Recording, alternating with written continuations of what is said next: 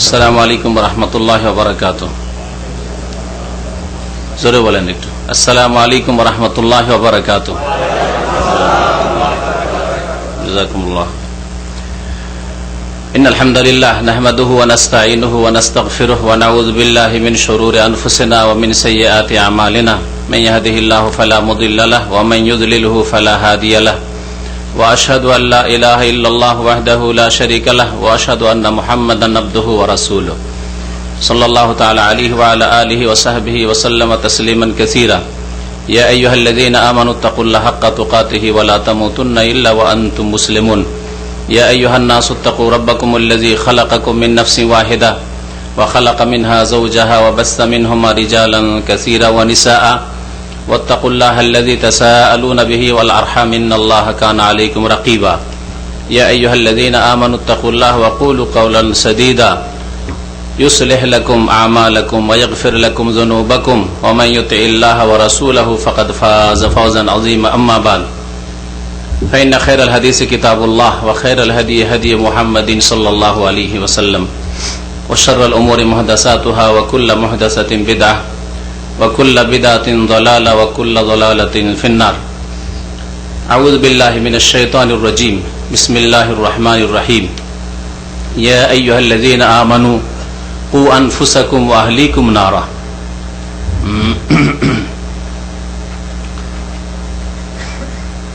সম্মানিত ভাতৃমণ্ডলী, আল্লাহ পাক রব্বুল আলামিনের সমস্ত প্রশংসা যে আল্লাহ পাক রব্বুল আলামিন আমাদেরকে সৃষ্টি করেছেন এবং আমাদেরকে হিদায়াত দান করেছেন। বলুন আলহামদুলিল্লাহ।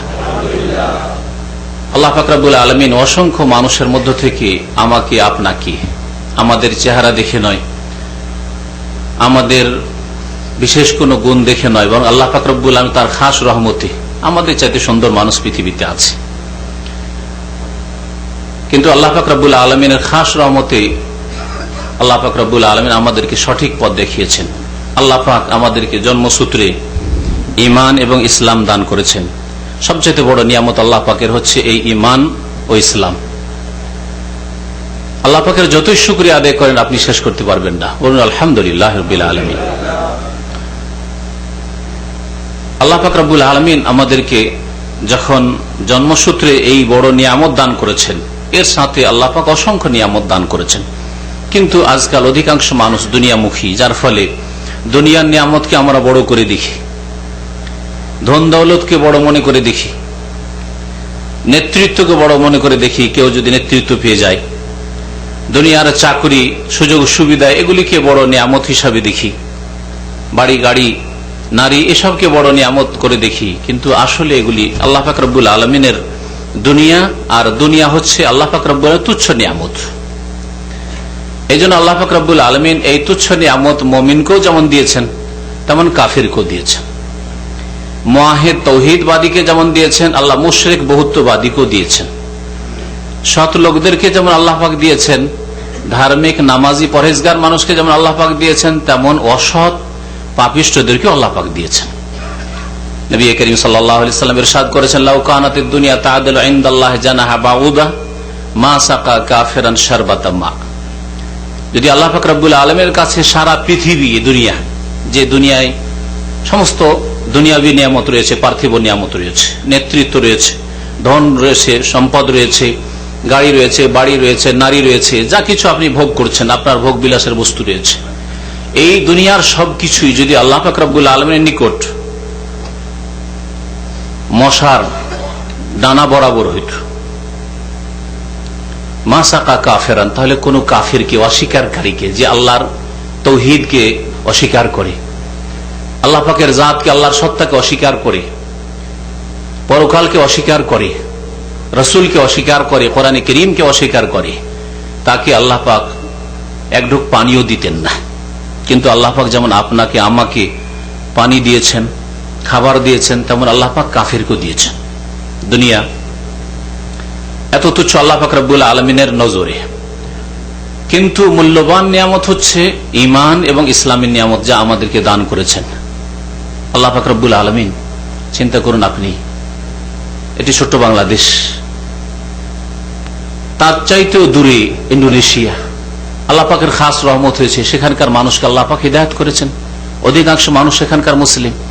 পক্ষান্তরে এই ইন্দোনেশিয়া পর্যন্ত পৌঁছিতে গিয়ে মধ্যখানে অনেক কাফের বসবাস করে। থাইল্যান্ডের মতো, ভারতের মতো, এইরকম বহু দেশ, শ্রীলঙ্কার মতো বহু দেশ রয়েছে, ফিলিপাইন, বর্মা, সেসব দেশে আল্লাহ পাক রব্বুল আলমিনের খাস রহমত হয়নি বলে অধিকাংশ সেখানে কাফের বসবাস করে। বলুন আলহামদুলিল্লাহ যে আল্লাহ পাক রব্বুল আলমীর খাস রহমত হয়েছে। এই নিয়ামতের শুকরিয়া আদায় করতে হবে। আমাদের ব্যক্তি জীবনকে সুন্দর করে, পারিবারিক জীবনকে সুন্দর করে, সামাজিক জীবনকে সুন্দর করে, অর্থনীতিকে সুন্দর করে, ইসলামের যে অর্থনৈতিক জীবন আছে তাকে সুন্দর করে, জীবনের প্রতিটি ক্ষেত্রে আল্লাহ পাকের এই দিন যা আল্লাহ পাক আমাদেরকে জন্মসূত্রে দান করেছেন সেই দিনের হেফাজত করি। এই দিনের হেফাজত করলেই আদর্শ মুসলিম পরিবার গঠন করতে পারবেন। সালাত এবং সালাম নাজিল হোক প্রিয় নবী মুহাম্মদুর রাসূলুল্লাহ সাল্লাল্লাহু আলাইহি ওয়াসাল্লামের প্রতি, যাকে আল্লাহ পাক রব্বুল আলামিন উত্তম আদর্শ বলে মানব জাতির জন্য আখ্যায়িত করেছেন এবং তাকে উত্তম আদর্শ হিসাবে প্রেরণ করেছেন। মহান আল্লাহ সূরা আহজাবে ইরশাদ করেছেন, লাকাদ কানা লাকুম ফি রাসূলিল্লাহি উসওয়াতুন হাসানাহ। নিঃসন্দেহে লাকাদ কানা লাকুম, হে মানব সকল তোমাদের জন্য, সমস্ত মানুষের জন্য, ফি রাসূলিল্লাহ, আল্লাহ পাকের রাসূল সাল্লাল্লাহু আলাইহি সাল্লামের মধ্যে রয়েছে উসওয়াতুন হাসানা, উত্তম আদর্শ। ব্যক্তি জীবনের ক্ষেত্রে হোক আর পারিবারিক জীবনের ক্ষেত্রে হোক, যে কোনো ক্ষেত্রে হোক, সমস্ত ক্ষেত্রে রাসূলুল্লাহ সাল্লাল্লাহু আলাইহি সাল্লামের জীবন হচ্ছে উত্তম আদর্শ। তাহলে উত্তম আদর্শ যদি নিতে হয় তাহলে রাসূলুল্লাহ সাল্লাল্লাহু আলাইহি সাল্লামের কাছ থেকে নিতে হবে। আর তা কোরআনুল কারীমে রয়েছে আর রাসূলুল্লাহ সাল্লাল্লাহু আলাইহি সাল্লামের হাদিসে রয়েছে। আপনি আপনার ব্যক্তি জীবন কেমন করে আদর্শ জীবন গঠন করবেন, পারিবারিক জীবন কেমন করে আদর্শ পারিবারিক জীবন গঠন করবেন, তা একমাত্র নিতে হবে প্রিয় রাসূল সাল্লাল্লাহু আলাইহি সাল্লামের কাছ থেকে। আর তিনি ছেড়ে গেছেন দুটি বস্তু, তাতেই রয়েছে এই আদর্শ জীবন। নবী করিম সাল্লাল্লাহু আলাইহি সাল্লাম ইরশাদ করেছেন, তারাকতু ফিকুম আমরাইন লান তাদিল্লু মা তামাসসাকতুম বিহিমা। তোমাদের মাঝে দুটি বস্তু আমি ছেড়ে যাচ্ছি। লান তাদিল্লু, কখনো পথভ্রষ্ট হবে না, ব্যক্তি জীবনেও নয়, পারিবারিক জীবনেও নয়, সামাজিক ক্ষেত্রে নয়, অন্য কোনো ক্ষেত্রে নয়। মা তামাসসাকতুম বিহিমা, যতক্ষণ পর্যন্ত, যতদিন পর্যন্ত তোমরা তা মজবুত করে ধরে থাকবে। তা কি বলুন? আল্লাহ পাকের কিতাব কোরআনুল কারীম আর রাসূলুল্লাহ সাল্লাল্লাহু আলাইহি সাল্লামের সুন্নাত, অর্থাৎ তার হাদিস। নবী করিম সাল্লাল্লাহু আলাইহি সাল্লাম এই দুটি বস্তু ছেড়ে গেছেন।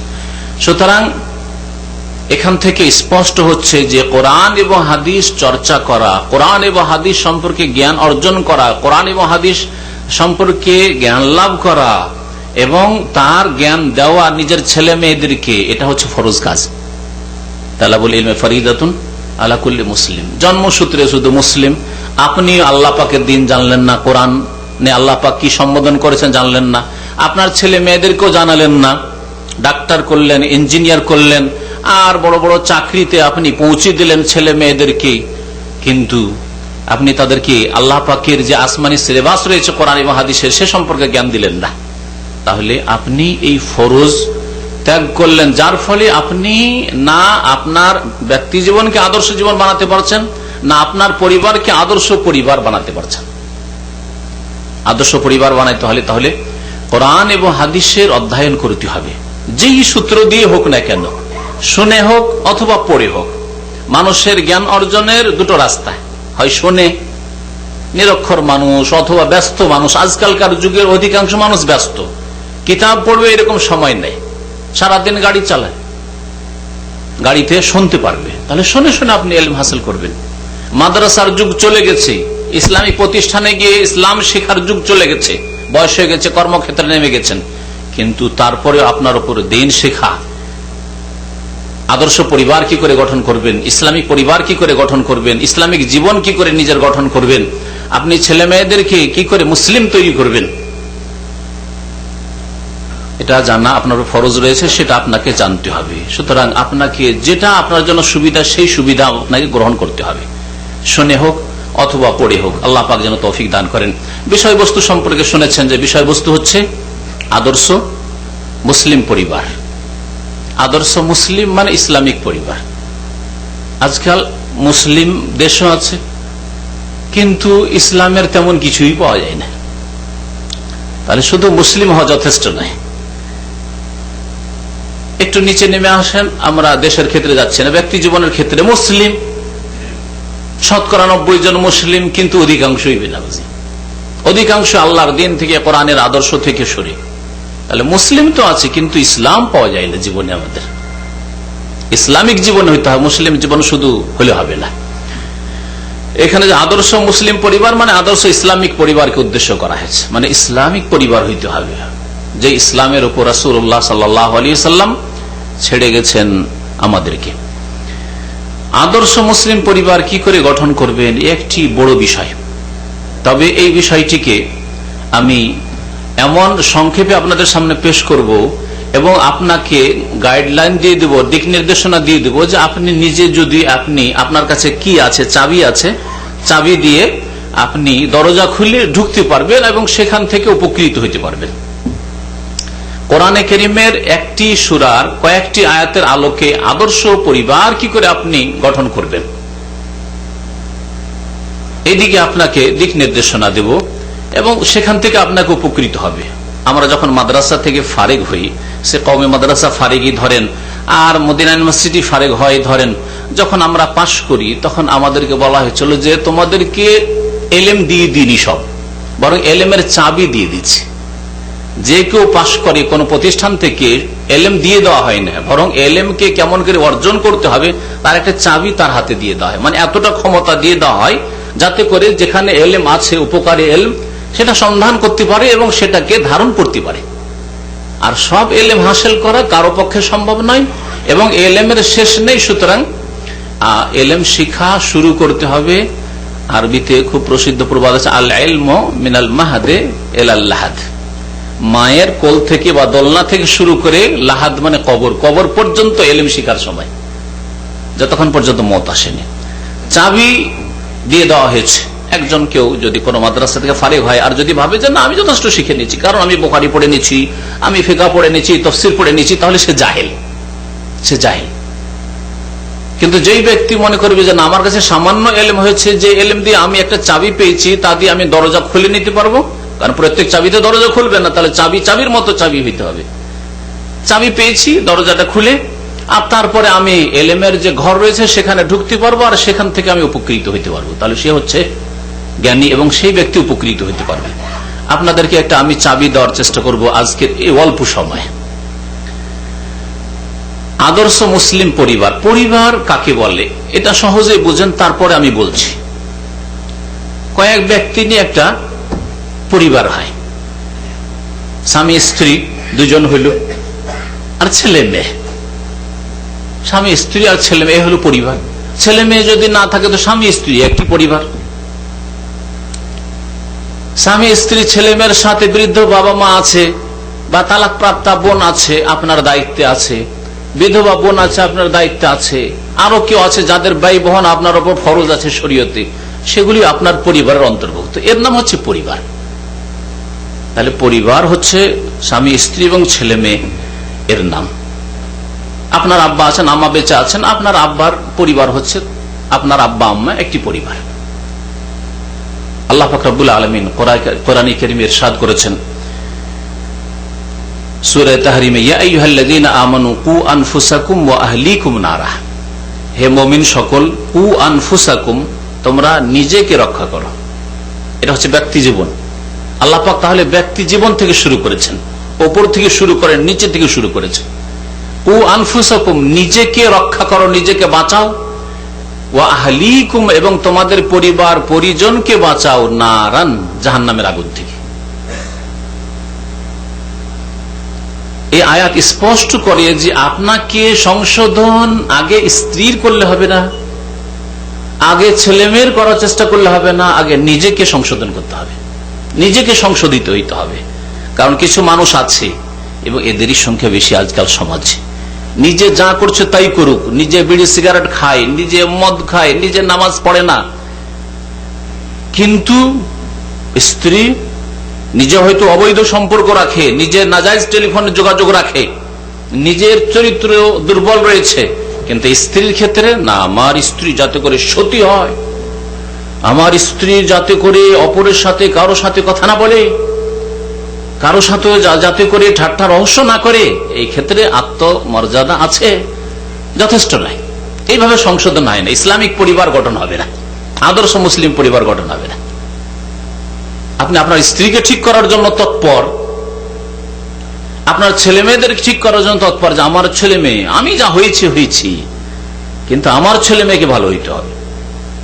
আমার বদ অভ্যাস আছে, বিড়ি সিগারেট ছাড়তে পারি না, জর্দা তামাক পান ছাড়তে পারছি না, কিন্তু আমার ছেলে মেয়ে, আপনার ছেলেকে, অনেক আছে জর্দা খাওয়া লোক, অনেকে আছে আপনার বিড়ি খাওয়া লোক, তার ছেলে বিড়ি খাক তো দেখি, তার ছেলে সিগারেট পান করুক তো দেখি, দেবে? অনেকে দেবে না, অল্প কিছু লোকের কথা ব্যতিক্রম হইতে পারে। তাহলে বোঝা গেল যে এই লোকেরাও তো সংশোধন চাই। মুসলিম পরিবার বা ভালো পরিবার গঠন করতে চাই, যে আমার ছেলে মেয়েকে বিড়ি সিগারেট খেতে দেবো না, আমার ছেলেকে কোনো নেশা করতে দেবো না, আমার ছেলেকে জুয়া খেলতে দেবো না, কিন্তু নিজে করে, সেই ব্যক্তি কখনো আদর্শ পরিবার গঠন করতে পারবে না।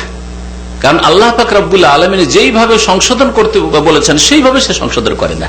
কু আনফুসাকুম, নিজেকে রক্ষা করো, ব্যক্তি জীবন থেকে শুরু করো,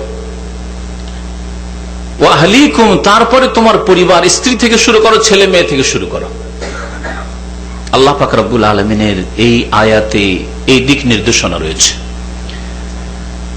সুতরাং যতক্ষণ পর্যন্ত আপনি আপনার ব্যক্তি জীবনকে ঠিক না করবেন, আপনার এই স্বপ্ন যে আমার স্ত্রী যাতে ভালো হয়, আমার ছেলে মেয়েগুলো ভালো হয়, আমার ছেলে মেয়ে আলেম হয়, হাফেজ হয়। আমি জানি যে কিছু লোক এমন আছে যারা মাদ্রাসা পড়াতে চায় ছেলেদেরকে হাফেজ করতে চায়, আলেম করতে চায়, কিন্তু এখনো তার নামাজ ঠিক নেই। কখনো সে আদর্শ পরিবার গঠন করতে পারবে না। কারণ আল্লাহ পাক রব্বুল আলামিনের কোরআন কারীমের শিক্ষার খেলাফ কথা এটি। ও আনফুসাকুম, নিজেকে রক্ষা করো, নিজেকে আগে রক্ষা করতে হবে, আপনাকে নিজে আদর্শ হইতে হবে, আর তারপরে আপনার ছেলে মেয়েরা তখন আদর্শবান হবে। কিছু লোকেরা আছে মনে করে যে আমরা চাপ সৃষ্টি করি, বাই ফোর্স আমরা ঠিক করে নেব, কারণ স্ত্রীর উপরে চাপ সৃষ্টি করতে পারবো, ছেলে মেয়েদের উপরে চাপ সৃষ্টি করতে পারবো, ঠিক করে নেব না, অসম্ভব কথা। আর মনে রাখবেন যে যত ছোট ক্ষুদ্র নেতৃত্ব হবে তত বেশি সামলানো সহজ। এটা কথা মনে রাখবেন, যত ক্ষুদ্র নেতৃত্ব হবে তত সামলানো সহজ। আপনি যদি আপনার নিজের ওপর হুকুমত না করতে পারেন, খুব সহজ ভাষায় বলছি, আপনি যদি আপনার নিজের এই যে মাথা থেকে পা পর্যন্ত এই যে শরীরটা রয়েছে, অঙ্গ প্রত্যঙ্গগুলি রয়েছে, আপনার নিজের অঙ্গ প্রত্যঙ্গ, চোখ, কান, মুখ, হাত, পাকে কন্ট্রোল না করতে পারেন, আয়ত্তে না করতে পারেন, এই নিজের ওপর রাজত্ব কায়েম না করতে পারেন, তাহলে আপনার স্ত্রীর উপর আপনার আধিপত্য কায়েম করে রাজত্ব কায়েম করবেন, ছেলে মেয়েদের রাজত্ব কায়েম করবেন, আর দেশে ইসলামী আইন প্রতিষ্ঠা করবেন, একামতের দিন করবেন, এসব ভ্রান্ত কথা, ভুল কথা। আপনি আপনার উপর ইসলাম প্রতিষ্ঠা করবেন, এখানে তেমন কোনো বড় বাধা নেই। আমি আমার নিজের উপর ইসলাম কায়েম করব। আপনার স্ত্রীর উপর যখন পালন করতে যাবেন, ইসলাম কায়েম করতে যাবেন, তখন কিছু বাধা আসতে পারে। আপনার শ্বশুর বাড়ি থেকে বাধা আসতে পারে, সঙ্গে আপনার স্ত্রীর পক্ষ থেকে বাধা আসতে পারে, তার ভাই বোনদের পক্ষ থেকে বাধা আসতে পারে, এগুলো বুঝতে পারছেন আপনার ছেলের উপর যখন ইসলাম কায়েম করতে যাবেন তখন কিছু বাধা আসতে পারে, সমস্যা তৈরি হইতে পারে, সাবালক হয়েছে, এখন আপনার কথা শুনছে না, কিন্তু আপনি আপনাকে কথা শোনাবেন, এটা বাধা কোথায়? কিন্তু কুপ্রবৃত্তির অনুসরণ যে ব্যক্তি করতে থাকবে সে কোনদিন নিজের উপর ইসলাম প্রতিষ্ঠা করতে পারবে না। কু আনফুসাকুম ওয়া আহলিকুম নারা, এই আয়াত দিয়ে শুরু করলাম। আর আপনাদেরকে যে আদর্শ পরিবার গঠন করতে বলবো সে সম্পর্কে সূরা লোকমানের আয়াত নম্বর 13 থেকে শুরু করে 19 পর্যন্ত এই আয়াতগুলিতে লোকমান হাকিম, যাকে রাসূলুল্লাহ সাল্লাল্লাহু আলাইহি ওয়াসাল্লাম আল আব্দুস সালেহ বলেছেন, নেক বান্দা, আল্লাহর সৎ বান্দা, তার কিছু উপদেশ রয়েছে, ওসিয়ত রয়েছে। আর আমাদের এই বক্তব্য হচ্ছে আমার জন্য উপদেশ, আপনাদের জন্য উপদেশ, মা বোনদের জন্য উপদেশ, আর যাদের কাছে আমার আওয়াজ পৌঁছবে তাদের জন্য উপদেশ। আল্লাহ পাক কোরআনে কারীমে ইরশাদ করেছেন, ওয়াযাক্কির ফাইন্না যিকরা তানফাউল মুমিনিন, উপদেশ দান করো, স্মরণ করিয়ে দাও, কারণ উপদেশ দিলে মুমিনরা উপকৃত হয়, তানফাউল মুমিন, মুমিনদের ফায়দা হয়, উপকার হয়। অনেক সময় গাফিলতিতে থাকে মানুষ। গাফিলতি সরে যাবে কখন? ঘুম ভেঙে যাবে, আপনি ঝিমাচ্ছেন, যদি আপনাকে পাশের লোক একটু সতর্ক করে দেয় তাহলে আপনার ঝিমানো ছুটে যাবে। ঠিকই তেমনি মুসলিম উম্মাহ ব্যক্তি জীবনের ক্ষেত্রে, পারিবারিক জীবনের ক্ষেত্রে, জীবনের বিভিন্ন ক্ষেত্রে গাফিলতির ঘুমে রয়েছে। কেউ গভীর ঘুমে রয়েছে, কেউ হালকা ঘুমে রয়েছে, কেউ ঝিমাচ্ছে, তন্দ্রায় রয়েছে। সুতরাং আল্লাহ পাক ওয়াজাক্কির বলেছেন, উপদেশ দাও, ফাইন্না যিকরা তানফাউল মুমিনিন, উপদেশ দিলে মুমিনদের উপকার হবে। এই আয়াতগুলিতে, যে আয়াতগুলির কথা বললাম সূরা লুকমানের, সেই আয়াতগুলিতে আল্লাহ পাক রব্বুল আলামিন সংক্ষেপে যদি বলি 6টি তরবিয়তের কথা বলেছেন, 6টি প্রশিক্ষণের পদক্ষেপের কথা বলেছেন। এই 6টি কথা আপনাদের সামনে পেশ করব আমার সময়ে যেভাবে সম্ভব হয়। সংক্ষেপে আমি এগুলি পেশ করার চেষ্টা করব, যাতে করে আমরা প্রত্যেকটি আল্লাহ পাকের উপদেশ, যে উপদেশগুলি শুধু লোকমান হাকিমের উপদেশ নয়। লোকমান হাকিমের যদি শুধু উপদেশ হইতো তো আল্লাহ কোরআনে কারীম উল্লেখ করতেন না। যখন আল্লাহ পাক কোরআনে কারীমে উল্লেখ করেছেন, তাহলে আর লোকমান হাকিমের উপদেশ থেকে যায়নি। এগুলি কার উপদেশ? আল্লাহ পাকের উপদেশ। আল্লাহ পাকের উপদেশ। আল্লাহ পাক রব্বুল আলামিন লোকমান হাকিম তার ছেলেকে সম্বোধন করে যে উপদেশগুলো দিয়েছিলেন, এই ছেলে, চিন্তা করুন আপনি, যে ছেলে আপনার এখন নাবালক, সেই ছেলে 10 বছর পরে বিবাহ করবে। বিবাহ করার পরে একটা পরিবার তার হবে, তার ছেলে মেয়ে হবে, একটা পরিবার। সেই ছেলে যদি ছোট থেকে ব্যক্তি জীবনে মুসলিম না হয় আদর্শ, তাহলে সে আদর্শ পরিবার কি করে গঠন করবে? আপনি আপনার একটু পিছন দিকে গিয়ে ব্যাক করে দেখুন যে আপনার বাবা যদি আপনাকে আদর্শ ছেলে না তৈরি করে থাকে, আপনাকে আদর্শ তৈরি করেনি, ছেলে আদর্শ মুসলিম তৈরি করেনি, ছেলে তৈরি করেছে, খাওয়াইছে, মানুষ করেছে, কিন্তু আদর্শ মুসলিম তৈরি করেনি। আপনার বিবাহ দেওয়ার ক্ষেত্রে আদর্শ কোন মুসলিম নারীর সাথে, মুসলিম মেয়ের সাথে বিবাহ দেয়নি। বেহায়া বেপরদা মেয়ের সাথে বিবাহ দিয়েছে, বেনামাজি মেয়ের সাথে বিয়ে দিয়েছে, যৌতুক পেয়েছে, টাকা পয়সা পেয়েছে, দেখেছে জমি জায়গা আছে, ধন সম্পদ আছে, দুনিয়া আর উদ্দেশ্যে বিবাহ দিয়েছে। তাহলে আপনার কত কষ্ট হবে এখন আদর্শ পরিবার গঠন করতে। কিন্তু এর বিপরীত যদি আপনার আব্বা আপনাকে আদর্শ মুসলিম তৈরি করত, আপনার স্ত্রীটা যেটা নিয়ে এসছেন সেটা আপনার আব্বা যদি সহযোগিতা করত, আপনার আম্মা যদি সহযোগিতা করত, যে না আদর্শ একটি বৌমা নিয়ে আসবো, তাহলে সেই জমি জায়গা থেকে আল্লাহ পাক নারীদেরকে শস্য ক্ষেত্র বলেছেন, নিসাউকুম হারসুল লাকুম, জমি শস্য ক্ষেত। তাহলে সেই ক্ষেত থেকে, সেই ক্ষেতে ভালো বীজ বপন হইতো, আর সেই ক্ষেত থেকে ভালো ফসল আসত, আপনার ছেলে মেয়েগুলো ভালো হইতো, আর তারপর একটি আদর্শ মুসলিম পরিবার গঠিত হইত। লোকমান হাকিম বলছেন তার ছেলেকে, ওয়াইদ ক্বালা লুকমানু লিবনিহি ওয়া হুয়া ইয়াইদুহু, সূরা লুকমানের দ্বিতীয় রুকু, কারণ আমাদের দেশের মানুষ রুকু বুঝেন ভালো করে। দ্বিতীয় রুকুতে আল্লাহ পাক রব্বুল আলামিন এই কথাগুলি বর্ণনা করেছেন। ওয়াইদ ক্বালা লুকমানু লিবনিহি, স্মরণ করো যখন লোকমান তার ছেলেকে বললেন, ওয়া হুয়া ইয়াইদুহু, সেই সময় তিনি উপদেশ দিচ্ছিলেন ছেলেকে, ইয়া বুনাইয়া, হে বৎস, হে প্রিয় ছেলে, লা তুশরিক বিল্লাহ, আল্লাহর সাথে শিরক করিও না। প্রথম উপদেশ, আল্লাহর সাথে শিরক করিও না। ইন্না শিরকা লাযুলমুন আযীম, নিশ্চয় শিরক হচ্ছে সবচেয়ে বড় জুলম। শুধু জুলম না, বরং আযীম, বড় জুলম, মহা অপরাধ। শিরক সম্পর্কে আল্লাহ পাক রব্বুল আলামিন লোকমানের ভাষায়, লোকমান হাকিমের ভাষায় বলছে, ইন্না শিরকা লাযুলমুন আযীম, শিরক হচ্ছে সবচেয়ে বড় জুলম। তাহলে আদর্শ পরিবার গঠন করার জন্য শিরক মুক্ত পরিবার হইতে হবে। প্রথম কথা, শিরক মুক্ত পরিবার হইতে হবে, তাওহীদি পরিবার হইতে হবে, প্রথম গুণ লাগবে। এর বিপরীত যদি দেখা যায় যে মুসলিম পরিবার জন্মসূত্রে মাশাআল্লাহ বাড়িতে প্রত্যেকে দাড়িওয়ালা, আপনি আপনার ছেলেরাও মাশাআল্লাহ, আপনার স্ত্রীও বোরকা পরে, পর্দা করে, আপনার মেয়েরাও পর্দা করে, আপনার বৌমারা এসছে তারাও পর্দা করে, কিন্তু সেই বাড়ি শিরকে পরিপূর্ণ, সেই পরিবারে শিরক রয়েছে, তাহলে কখনো আদর্শ মুসলিম পরিবার হতে পারবে না। কারণ প্রথম গুণ হচ্ছে শিরক মুক্ত হইতে হবে। লা তুশরিক বিল্লাহ মানে লা ইলাহা, ইলাহ নেই অন্য কেউ, আল্লাহর সাথে শিরক করবেন না। আগে নেতিবাচক, নেগেটিভ, তারপরে ইল্লাল্লাহ, একমাত্র আল্লাহকে অন্তরে জায়গা দেবেন, একমাত্র আল্লাহ পাক রব্বুল আলামিনের প্রতি বিশ্বাস স্থাপন করবেন, একমাত্র আল্লাহ পাক রব্বুল আলামিনের ইবাদত বন্দেগী করবেন।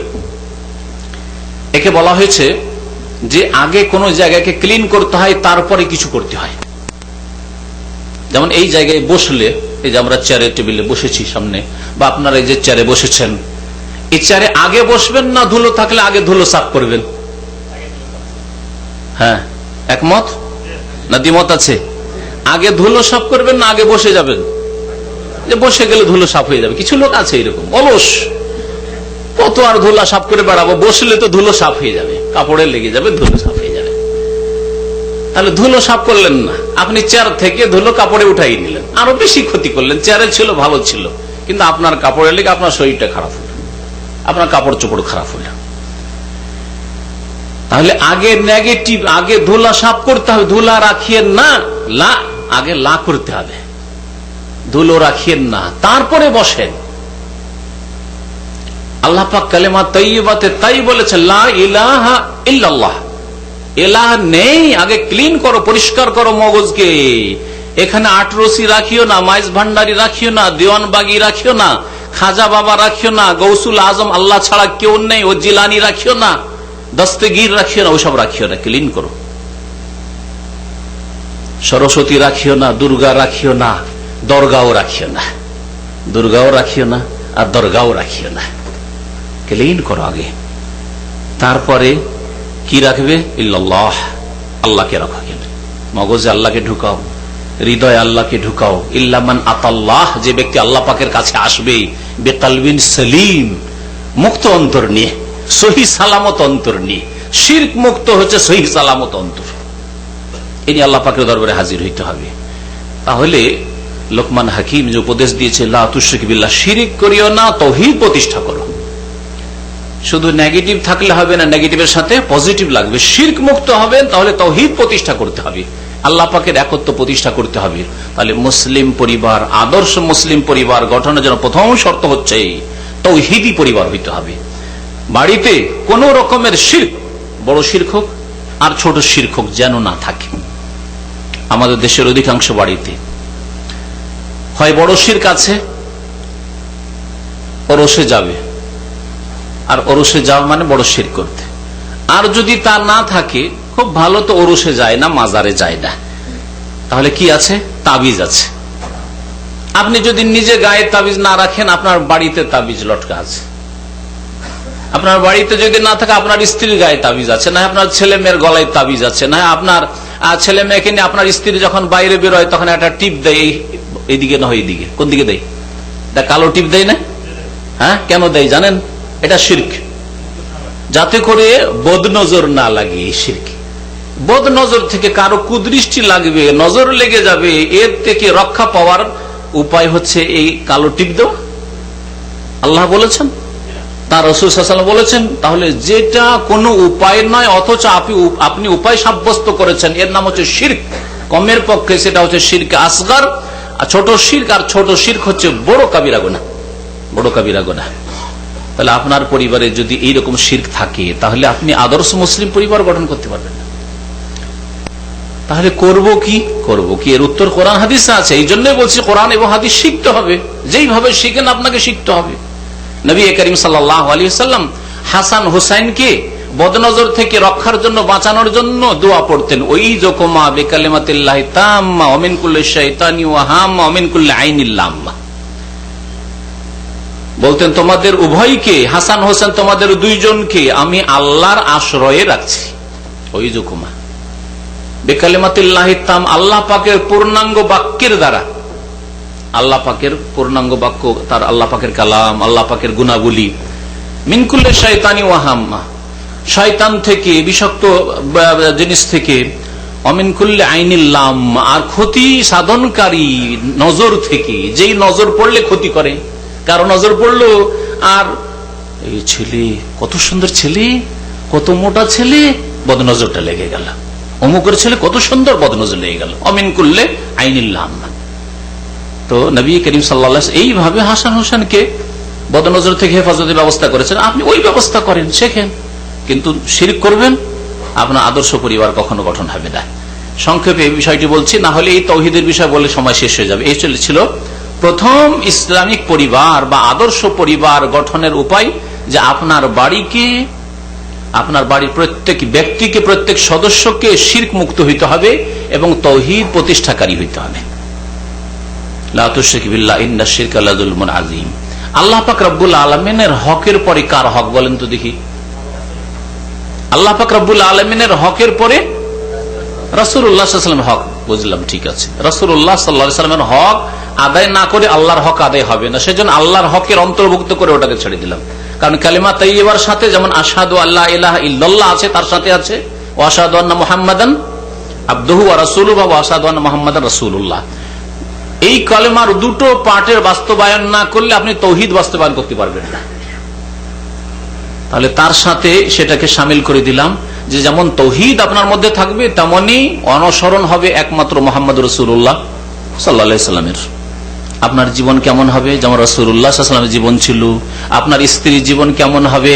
যেমন রাসূলুল্লাহ সাল্লাল্লাহু আলাইহি ওয়াসাল্লামের বিবিগণের জীবন ছিল, খাদিজা, আয়েশা, মাইমুনা ইত্যাদি, জায়নাব ইত্যাদি, উম্মে সালামা রাদিয়াল্লাহু তাআলা আনহুন্না আজমাইন, তাদের জীবন ছিল। তেমন হবে আপনার স্ত্রীর জীবন যাপন, আদব কায়দা, আখলাক, চরিত্র, ইবাদত বন্দেগী। আপনার ছেলে মেয়েরা কেমন হবে? যেমন নবী করিম সাল্লাল্লাহু আলাইহি ওয়াসাল্লাম তরবিয়ত করেছেন হাসান হোসেনের, তেমন আপনার ছেলে মেয়েদের চরিত্র হবে, ইবাদত বন্দেগী হবে। তারপরে কার হক হইতে পারে? পিতা মাতার। তাই লোকমান হাকিম আদর্শ পরিবার গঠনের ক্ষেত্রে দ্বিতীয় উপদেশ দিচ্ছেন, ওয়াসাইনাল ইনসানা বিওয়ালিদাইহি, ওয়াসাইনাল ইনসানা বিওয়ালিদাইহি। আমি মানব জাতিকে ওসিয়ত করছি, উপদেশ দিচ্ছি যে মাতা পিতার সাথে সদাচরণ করবে, সদ্ব্যবহার করবে। হামালাতহু উম্মুহু ওয়াহানান আলা ওয়াহান, তার মা তাকে গর্ভধারণ করেছে বড়ই কষ্টের উপর কষ্ট বরদাস্ত করে, কত রকমের কষ্ট বরদাস্ত করেছে শুরু থেকে শেষ পর্যন্ত, যেটা সকলের জানা আছে, আর সে সম্পর্কে বিস্তারিত আলোচনার এখন সময় নেই। আল্লাহ পাক বলছেন যে কয়েক কষ্ট করেছে, ওয়াহানান আলা ওয়াহানিন, কষ্টের উপর কষ্ট বরদাস্ত করেছে। গর্ভধারণের কষ্ট, সেই সময় যেসব অবস্থা হয়, ভমিটিং হয়, আর কিছু খেতে পারে না, সেসব কষ্ট, বিভিন্ন ব্যথার কষ্ট, তারপরে প্রসব বেদনার কষ্ট ইত্যাদি কষ্ট, তারপর স্তন্যদানের কষ্ট, সারা রাত জেগে ছেলের দেখাশোনা করার কষ্ট, একটু কষ্ট ছেলের হইলে আর মায়ের ঘুম নেই, এসব কষ্ট। ওয়াহানান আলা ওয়াহান ওয়াফিসালুহু ফি আমাইন, আর আবার স্তন্যদান 2 বছর ধরে, একদিন 2 দিন না, আর 1 মাস 2 মাস না, ওয়াফিসালুহু ফি আমাইন, 2 বছর ধরে স্তন্যদান করা। আল্লাহ পাক রব্বুল আলামিন এই উপদেশের কথা সূরা লোকমানে উল্লেখ করেছেন। এতে যে কথাটি আমি বলতে চাইবো সেটা হচ্ছে যে আদর্শ পরিবার যদি তৈরি করতে হয়, তাহলে প্রত্যেক ব্যক্তিকে, যে পরিবারের সদস্যরা আছে, প্রত্যেক ব্যক্তি তার মাতা পিতার হকের খেয়াল রাখবে। আপনার ছেলেমেয়েরা আপনার এবং আপনার স্ত্রীর যেমন খেয়াল রাখবে তাদের মাতা পিতা আপনারা, ঠিক তেমনি তার আগে আপনি আপনার মা বাবার খেয়াল রাখবেন, তাদের হকের খেয়াল রাখবেন। কারণ আপনার ছোট ছোট বাচ্চারা আপনাকে দেখছে, আপনি খেয়াল করেন না, আপনাকে দেখছে, আপনাকে ভালো করে ফলো করছে, ভালো করে অবজার্ভ করছে, আপনাকে দেখছে যে আমার আব্বা ওর আব্বার সাথে কেমন ব্যবহার করছে, আমার দাদার সাথে কেমন ব্যবহার করছে, কিভাবে কথা বলছে, আমার দাদির সাথে কিভাবে কথা বলছে, আমার আম্মা তার মার সাথে কেমন কথা বলছে, আমার আম্মা তার বাবার সাথে কেমন আচরণ করছে, তার বাবার খোঁজ খবর নিচ্ছে না দিচ্ছে না, এসব দেখছে, কিন্তু নীরব দেখছে, কিছু বলছেন না। কারণ আপনার ছেলে, আপনার মেয়ে এখনো নাবালক নাবালিকা হয়ে আছে, সেজন্য আপনার উপর কোনো এতরাজ করে না, প্রশ্ন ওঠাই না, আপনার সম্পর্কে কোনো মন্তব্য করে না, কিন্তু সবকিছু দেখছে। আর যা দেখছে এখানে কিন্তু সব ধারণ করছে, রেকর্ড করে নিচ্ছে। আপনি যেমন করবেন তেমন তারা করবে। মনে হয় কামা তাদিনু তুদান, আরবি প্রবাদ আছে, কামা তাদিনু তুদান, আল জাযাউ মিন জিনসিল আমাল। আপনি যেমন করবেন, যেমন কর্ম তেমন ফল, যে বাংলায় বলা হয় সেটা আরবিতে বলা হয় কামা তাদিনু তুদান। যেমন কর্ম তেমন ফল। আপনাকে দেখেছে ছোটকাল থেকে যে আপনি আপনার মাকে ভাত দেননি, মা থেকে জুদা হয়ে গেছেন, পৃথক হয়ে গেছেন, মায়ের খোঁজ খবর নেননি, বাবার খোঁজ খবর নেননি, বাবাকে খরচ দেননি। আপনি ছেলে মেয়ে নিয়ে এত ব্যস্ত হয়ে গেছেন, আমি ছেলে মেয়ের খরচ চালাতে পারি না, আবার বাবা মাকে কি করে দেবো আমি? বাবা মা আপনার কাঁচা ঘরে আর আপনি পাকা ঘরে, ইত্যাদি ইত্যাদি। বাবা মাকে গ্রামের বাড়িতে ফেলে দিয়ে এসে আপনি স্ত্রীকে নিয়ে আপনি ঢাকা শহরে, বড় বড় শহরে আপনি ঘর ভাড়া নিয়ে অথবা ঘর বানিয়ে বসবাস করছেন, মা বাবাকে তো নিয়ে আসার কথা কখনো চিন্তা করলেন না, ইত্যাদি। আপনি এইসব বহু রোগ আছে এরকম। আপনার ছোট ছেলেরা দেখেছে যে আমার বুড়ি দাদি পাক শাক করতো, কিন্তু আমার আম্মা শুয়ে থাকতো শহরে, এরকম অনেকেই করে। বউ পাক করবে না, ওই বুড়ি সারা জীবন পাক করেছে, এখনো পাক শাক করে দিতে হবে, এখন রান্না করে দিতে হবে। এসব দেখেছি, ছোট থেকে দেখেছি, আমার দাদি রান্না করতো। আপনার ছেলে সাবালক হওয়ার পরে যখন বিয়ে করে নিয়ে আসবে, তখন ওই তো মনে আছে, রেকর্ড হয়ে আছে যে এখন আমার মাকে রান্না করতে হবে, কারণ আমার দাদি রান্না করতো, আমার মা শুয়ে থাকতো, দেখেছি। আদর্শ পরিবার কখনো গঠন হবে না। তাহলে আদর্শ পরিবার গঠন করার জন্য মাতা পিতার হকের প্রত্যেককে খেয়াল রাখতে হয়। আর প্রত্যেকের মাতা পিতা আছে। আপনি বৃদ্ধ হয়ে গেল, আপনার মাতা পিতা আছে যদি বেঁচে থাকে। যদি দুনিয়া থেকে বিদায় হয়ে যায়, এটাও দেখছে আপনার ছেলে মেয়েরা যে মা বাবা যে মৃত আপনার, তাদের জন্য, আপনার বাচ্চাদের দাদা দাদির জন্য কখনো দোয়া করেন কিনা খেয়াল করছে। রব্বির হামহুমা কামা রাব্বায়ানি সাগীরা, কখনো মা বাবার কথা স্মরণ করেন কিনা, বলেন কিনা, ছেলে মেয়েদের সামনে উল্লেখ করেন কিনা, এইসব কথা শুনছে আর দেখছে। মা বাবার নাম আসলে তাদের উপর মন্তব্য করেন খারাপ, তাদের খারাপ গুণগুলি তুলে ধরেন, খারাপ দোষ তুলে ধরেন না, ভালো কিছু বলেন তাদের সম্পর্কে। রহমতুল্লাহ আলাইহি। আমাদের দেশের মানুষ বড় মূর্খতা আছে, এই জন্য কোন ইমামের নাম আসলে তো রহমতুল্লাহ আলাইহি, হ্যাঁ, কোন হুজুরের নাম আসলে তো রহমতুল্লাহ আলাইহি, অমুক রহমতুল্লাহ আলাইহি। কিন্তু আপনার বাবা মা আপনার পক্ষ থেকে যদি মারা গিয়ে থাকে, তো এই রহমতুল্লাহ আলাইহি দোয়া পাওয়ার বেশি হক রাখে আলেমের চাইতে, ইমামের চাইতে। ইমাম শাফি, মালিক, আহমদ, আবু হানিফা, সমস্ত আইম্মা কেরাম, ইমাম বুখারী পর্যন্ত সমস্ত আইম্মা কেরাম, তাদের নাম আসলে যে রহমতুল্লাহ আলাইহি বলছেন বা রাহিমাহুল্লাহ বলছেন, তার আগে আপনার বাবার নাম মৃত, তার নাম আসলে রাহিমাহুল্লাহ বলা উচিত ছিল। আপনার মায়ের কথা আসলে রাহিমাহুল্লাহ বলা উচিত ছিল, বা না জানা থাকলে আল্লাহ রহম করুক, আল্লাহ তাকে মাফ করুক, এ কথা বলা উচিত ছিল, বাংলা ভাষা বলা উচিত ছিল। আপনি আরবদের কাছ থেকে শুনে দেখবেন, আরবদের সাথে কেউ চলাফেরা করলে যদি বাবা মারা গিয়ে থাকে, মা মারা গিয়ে, যখনই তার বাবার নাম আসবে তখন বলবে আবি তুফি আল্লাহ ইয়ারহামহু, আমার আব্বা মারা গেছেন, আল্লাহ যেন তারপর রহম করেন। কিন্তু এই অভ্যাসগুলি আমাদের নেই। বাবা মারা গেছে, কিন্তু রহমতুল্লাহ আলাইহি যখনই বাবার নাম আসবে বলেন, তাকে একটা দোয়া দেন, রব্বির হামহুমা কামা রাব্বায়ানি সাগীরা, দোয়া করেন। তো এইভাবে তাহলে আদর্শ পরিবার গঠন করার জন্য দ্বিতীয় পদক্ষেপ হচ্ছে যে প্রত্যেকে মা বাবার হকের, তাদের প্রাপ্যের খেয়াল রাখবে। আল্লাহ পাক যেন আমাদেরকে তৌফিক দান করেন। এখানে আরেকটি বিষয়, মা বাবার হকের খেয়াল রাখতে গিয়ে আল্লাহ পাকের হক নষ্ট করলে হবে না। আল্লাহ পাকের হককে সুন্দর করে হেফাজতে রেখে তারপরে মা বাবার হক আদায় করতে হবে। কারণ অনেক সময় হইতে পারে যে মা বাবার বাতিল দাবি দেওয়া, ভুল দাবি দেওয়া, ইসলাম বিরোধী দাবি দেওয়া, সেই দাবি দেওয়া পূরণ করে যদি মনে করেন মা বাবাকে রাজি করবো, তো আল্লাহ নারাজ হয়ে যাবে। আল্লাহ পাক এই ক্ষেত্রে সতর্ক করেছেন। অনেক ভাইরা আছে যারা সৌদি আরব থেকে সংশোধন করে যায়, শিরক বিদআত থেকে মুক্ত হয়ে যায়। ওর মা হচ্ছে আটরসি, মা বলছে যে বাবা চল আমাকে আটরসি নিয়ে চল, ওরস আছে, চল আমাকে শাহজালাল নিয়ে চল, চল বাবা আমাকে খাজা বাবা, চল ভারত নিয়ে চল, আজমির শরীফ নিয়ে চল, না গেলে আমি অসন্তুষ্ট হব, বা আমাকে পয়সা দিয়ে আমি যাব, না দিলে অসন্তুষ্ট হব। সমস্যায় পড়ে গেলেন আপনি, কি করব? অথবা এইরকম যে কোনো শিরকের ক্ষেত্রে না হোক, অন্য অন্যায় কাজের ক্ষেত্রে আপনার মা বাবা আপনাকে মারামারি করতে বলছে, চুরি ডাকাতি করতে বলছে, প্রতিবেশী তাদের সাথে মা বাবার শত্রুতা, এখন আপনাকে বলছে যে বাবা তোকে একে মারতেই হবে, এর ক্ষতি করতেই হবে, এইরকম কিছু। আর এই সব ঘটে থাকে পারিবারিক জীবনে, অনেক কিছু ঘটে থাকে।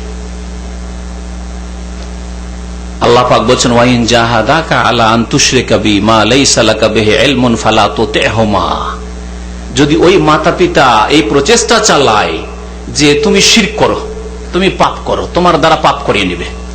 আরো কিছু উদাহরণ দিচ্ছি, প্রত্যেককে বাধ্য করে। এখান থেকে যেসব ভাইয়েরা সংশোধন হয়ে যাচ্ছেন, আর বিদাতি মা বাবা আছে, বিদাতি ভাই বোনেরা আছে, সেখানে তারা বাধ্য করে আপনাকে কি করতে, মা মারা গেছে এখন কি করতে হবে, ওটাকে বলে চল্লিশা, আরো কিছু আরেকটা শব্দ আছে না, 3 দিন 40 দিন, ওগুলো তো আছেই, কিন্তু এটাকে বলে যে মা বাবার জন্য কিছু করতে হবে, খরচ করতে হবে, খরচ করতে হবে, বিদাতি খরচ। আমার একটা বক্তব্য আছে, মৃতের জন্য করণীয়, মৃতের জন্য করণীয়, কোরআন এবং হাদিসে করণীয় আছে, সেগুলি করেন, সেগুলি করবে না।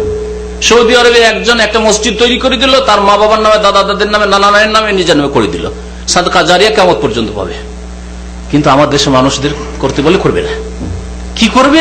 লাখ লাখ টাকা খরচ করে বিদাতি খাবার খাওয়াবে, আর এমনি তো বিদাত করে গেছে, আরো গুনাহ করিয়ে জাহান্নামের দিকে আরো ঠেলে দেবে। আপনার ভাই বোনেরা বলছে, অথবা মা মারা গেছে, বাবা বলছে যে বাবা টাকা দে, 1 লাখ টাকা দি, কি করব? খরচ করব, তোর মায়ের নামে খরচ করব, গ্রামের লোকদের খাওয়াবো, 10 জনের হাত ধোয়াবো, এসব কথাবার্তা, সবার মুখ মিষ্টি করব, সবাইকে খাওয়াবো ইত্যাদি, চল্লিশা করব। আল্লাহ বলছেন ফালা তোতে হোমা, মায়েরও কথা শুনিও না, বাবার কথা শুনিও না। মায়ের কথা, বাবার কথা এক্ষেত্রে শোনা যদি হারাম হয়, তো বড় ভাইয়ের কথা শোনা যাবে? শোনা যাবে? কখনো শোনা যাবে না। আসতে বলছেন মনে হচ্ছে, কারণ ছাড়তে চান না আপনারা, মনে হয় এসব বিদাত ছাড়তে চান না। মৃতের নামে ভোজ করা হচ্ছে হিন্দু সভ্যতা, হিন্দু সভ্যতা। নবী করিম সাল্লাল্লাহু আলাইহি ওয়াসাল্লাম সাহাবারা বলছেন যে আমরা মৃতের নামে খানা তৈরি করা এবং সেই খাবার তৈরি করে খাওয়ানো, একে কন্যা নাউদ্দুহু মিনাল নিয়াহাতি, এটাকে মৃত ব্যক্তির উপর রোদন করার অন্তর্ভুক্ত মনে করতাম, যে রোদন করার উপর, নুহা করার উপর আল্লাহ পাকের আযাব হয় মৃত ব্যক্তিকে, যেটা হারাম। আল মাইয়াতু ইউআযাবু বিমা নিহা আলাইহি, মৃত ব্যক্তির উপর যদি নুহা করা হয়, মানে রোদন করা হয়, বয়ান করে কান্না করা হয়, তাতে মাইয়াত কি মৃত ব্যক্তিকে আরো আযাব হয়। তাহলে এর দ্বারা বোঝা গেল যে মৃত ব্যক্তির নামে খাবারের ভোজ যদি করা হয়, এতে কি হবে?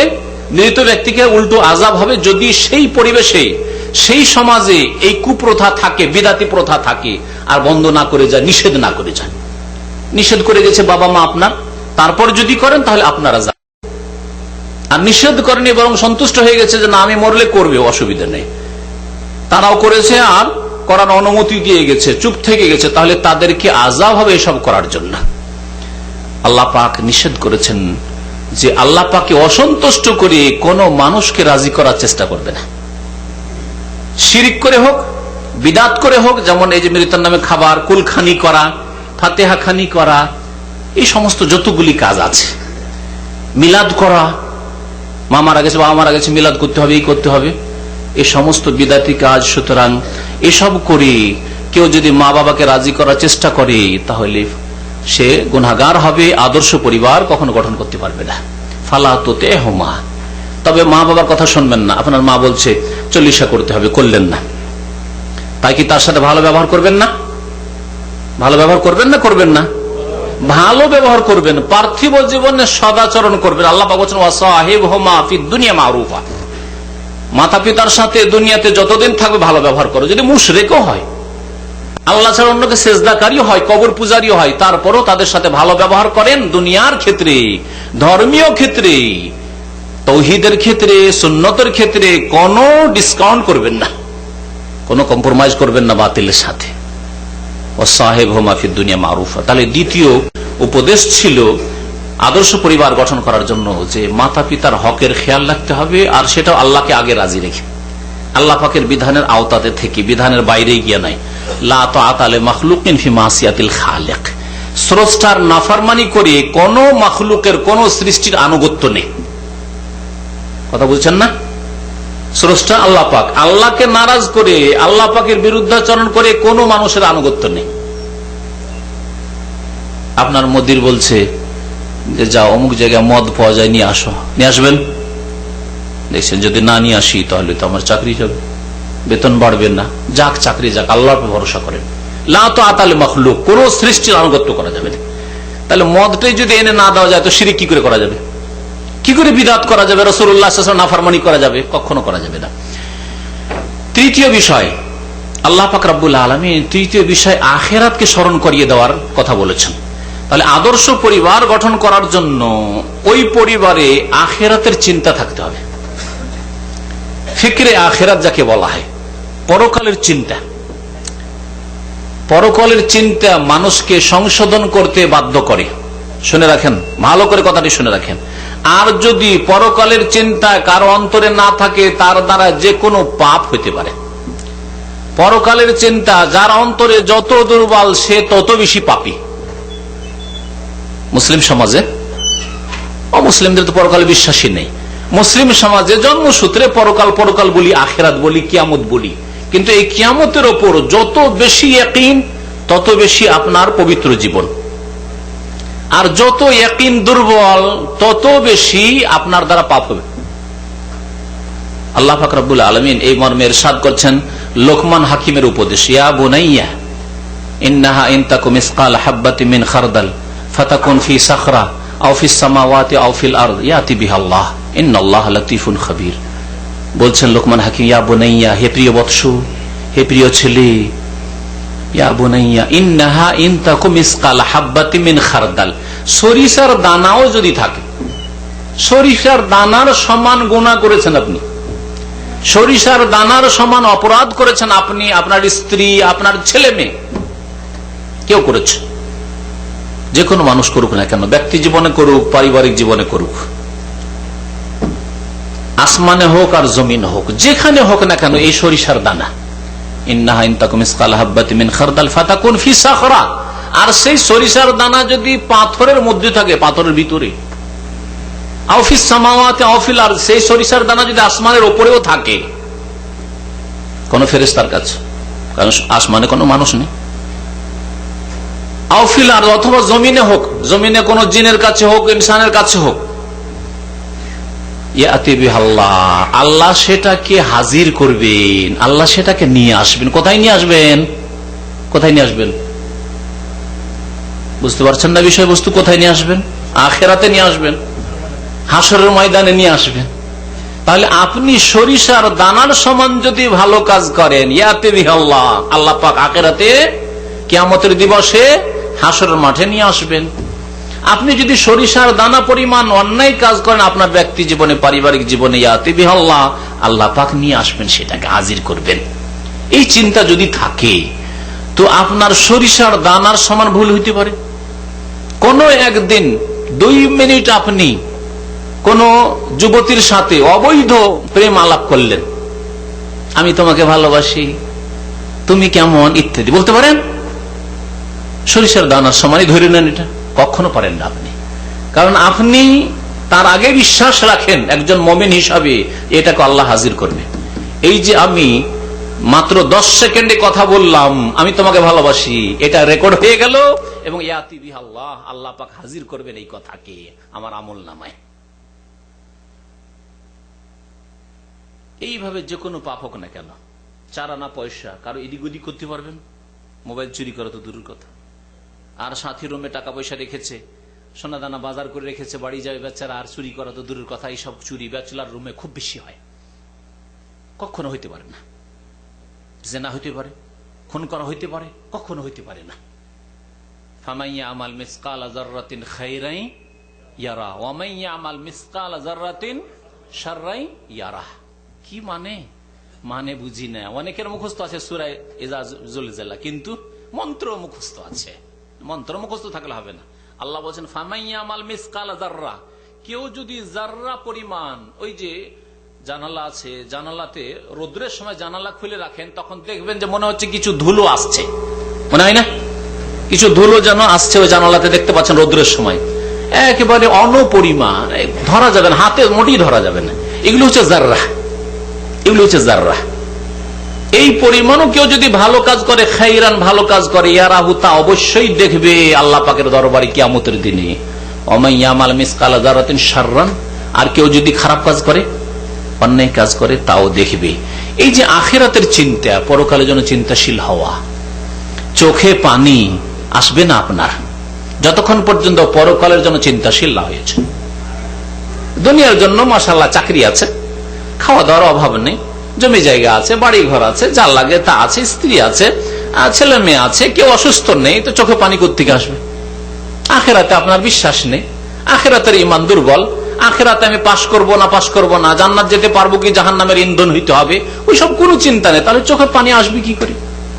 এই জন্য চোখে পানি আসে না, আপনারও আসে না, আপনার স্ত্রীরও আসে না, আপনার ছেলে মেয়েরা সাবালক সাবালিকা হয়েছে তাদেরও আসে না, কারণ আখিরাতের ফিকির নেই। আখিরাতের চিন্তা যেই পরিবারে থাকবে সেই পরিবার হবে আদর্শ পরিবার। আখিরাতের চিন্তা যদি থাকে তাহলে কখনো আপনার দ্বারা কাবিরা গুনাহ হইতে পারে না, কখনো বড় গুনাহ হইতে পারে না, আর কখনো আপনি সাগীরা গুনাহ হইলেও অটল থাকতে পারেন না যে সবসময় সাগীরা গুনাহ করতে আছে, এটা হইতে পারে না। আপনার বিবেক বাধা দিবে যে আজকে আমি রাস্তা দিয়ে মহিলাটা যাচ্ছে, একটু তাকাইলাম, এর পরিণাম কি? এর পরিণাম কাল কিয়ামতে আল্লাহর কাছে জবাব দিতে হবে। এই তোমার এই খারাপ অভ্যাস কেন ছিল যে মহিলা চেহারা খোলা দেখলে তাকানো? আমলনামাতে লেখা থাকবে। এইভাবে গুনাহ বাড়তে বাড়তে আমার বাম হাতে আমলনামা আসতে পারে, আর বাম হাতে যদি আমলনামা পেছন দিক থেকে আসে তা আমি যাবো কোথায়? কোথায় যাবেন? জাহান্নামে। এই চিন্তা থাকতে হবে।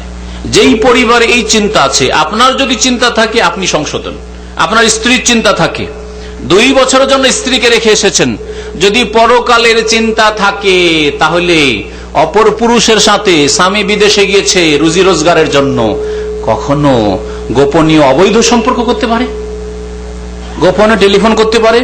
গত শুক্রবারে আমার এক বক্তব্য ছিল, তো এক ভাই আসলেন, আসার পর MA পাস, MSc, আর তার স্ত্রী হচ্ছে BA পাস। বলছে আমার স্ত্রীকে রাতে 1টার সময় টেলিফোন করি, এখন স্ত্রীকে বাদ দিয়েছি। কেন বাদ দিয়েছেন? পরিচিত আগে থেকে, অনেকদিন পরে সে দেখা, বক্তব্য শুনতে এসছে, বড় একটা প্রোগ্রাম ছিল সেকেন্ড এন্ডেসেল সিটিতে, যে আপনার দাম্মাম থেকে এইদিকে আল-হাসার দিকে আসতে। বলছে এই জন্য বাদ দিয়েছি ওকে যে রাত 1টার সময় টেলিফোন করি, 1 ঘন্টা তার টেলিফোন বিজি।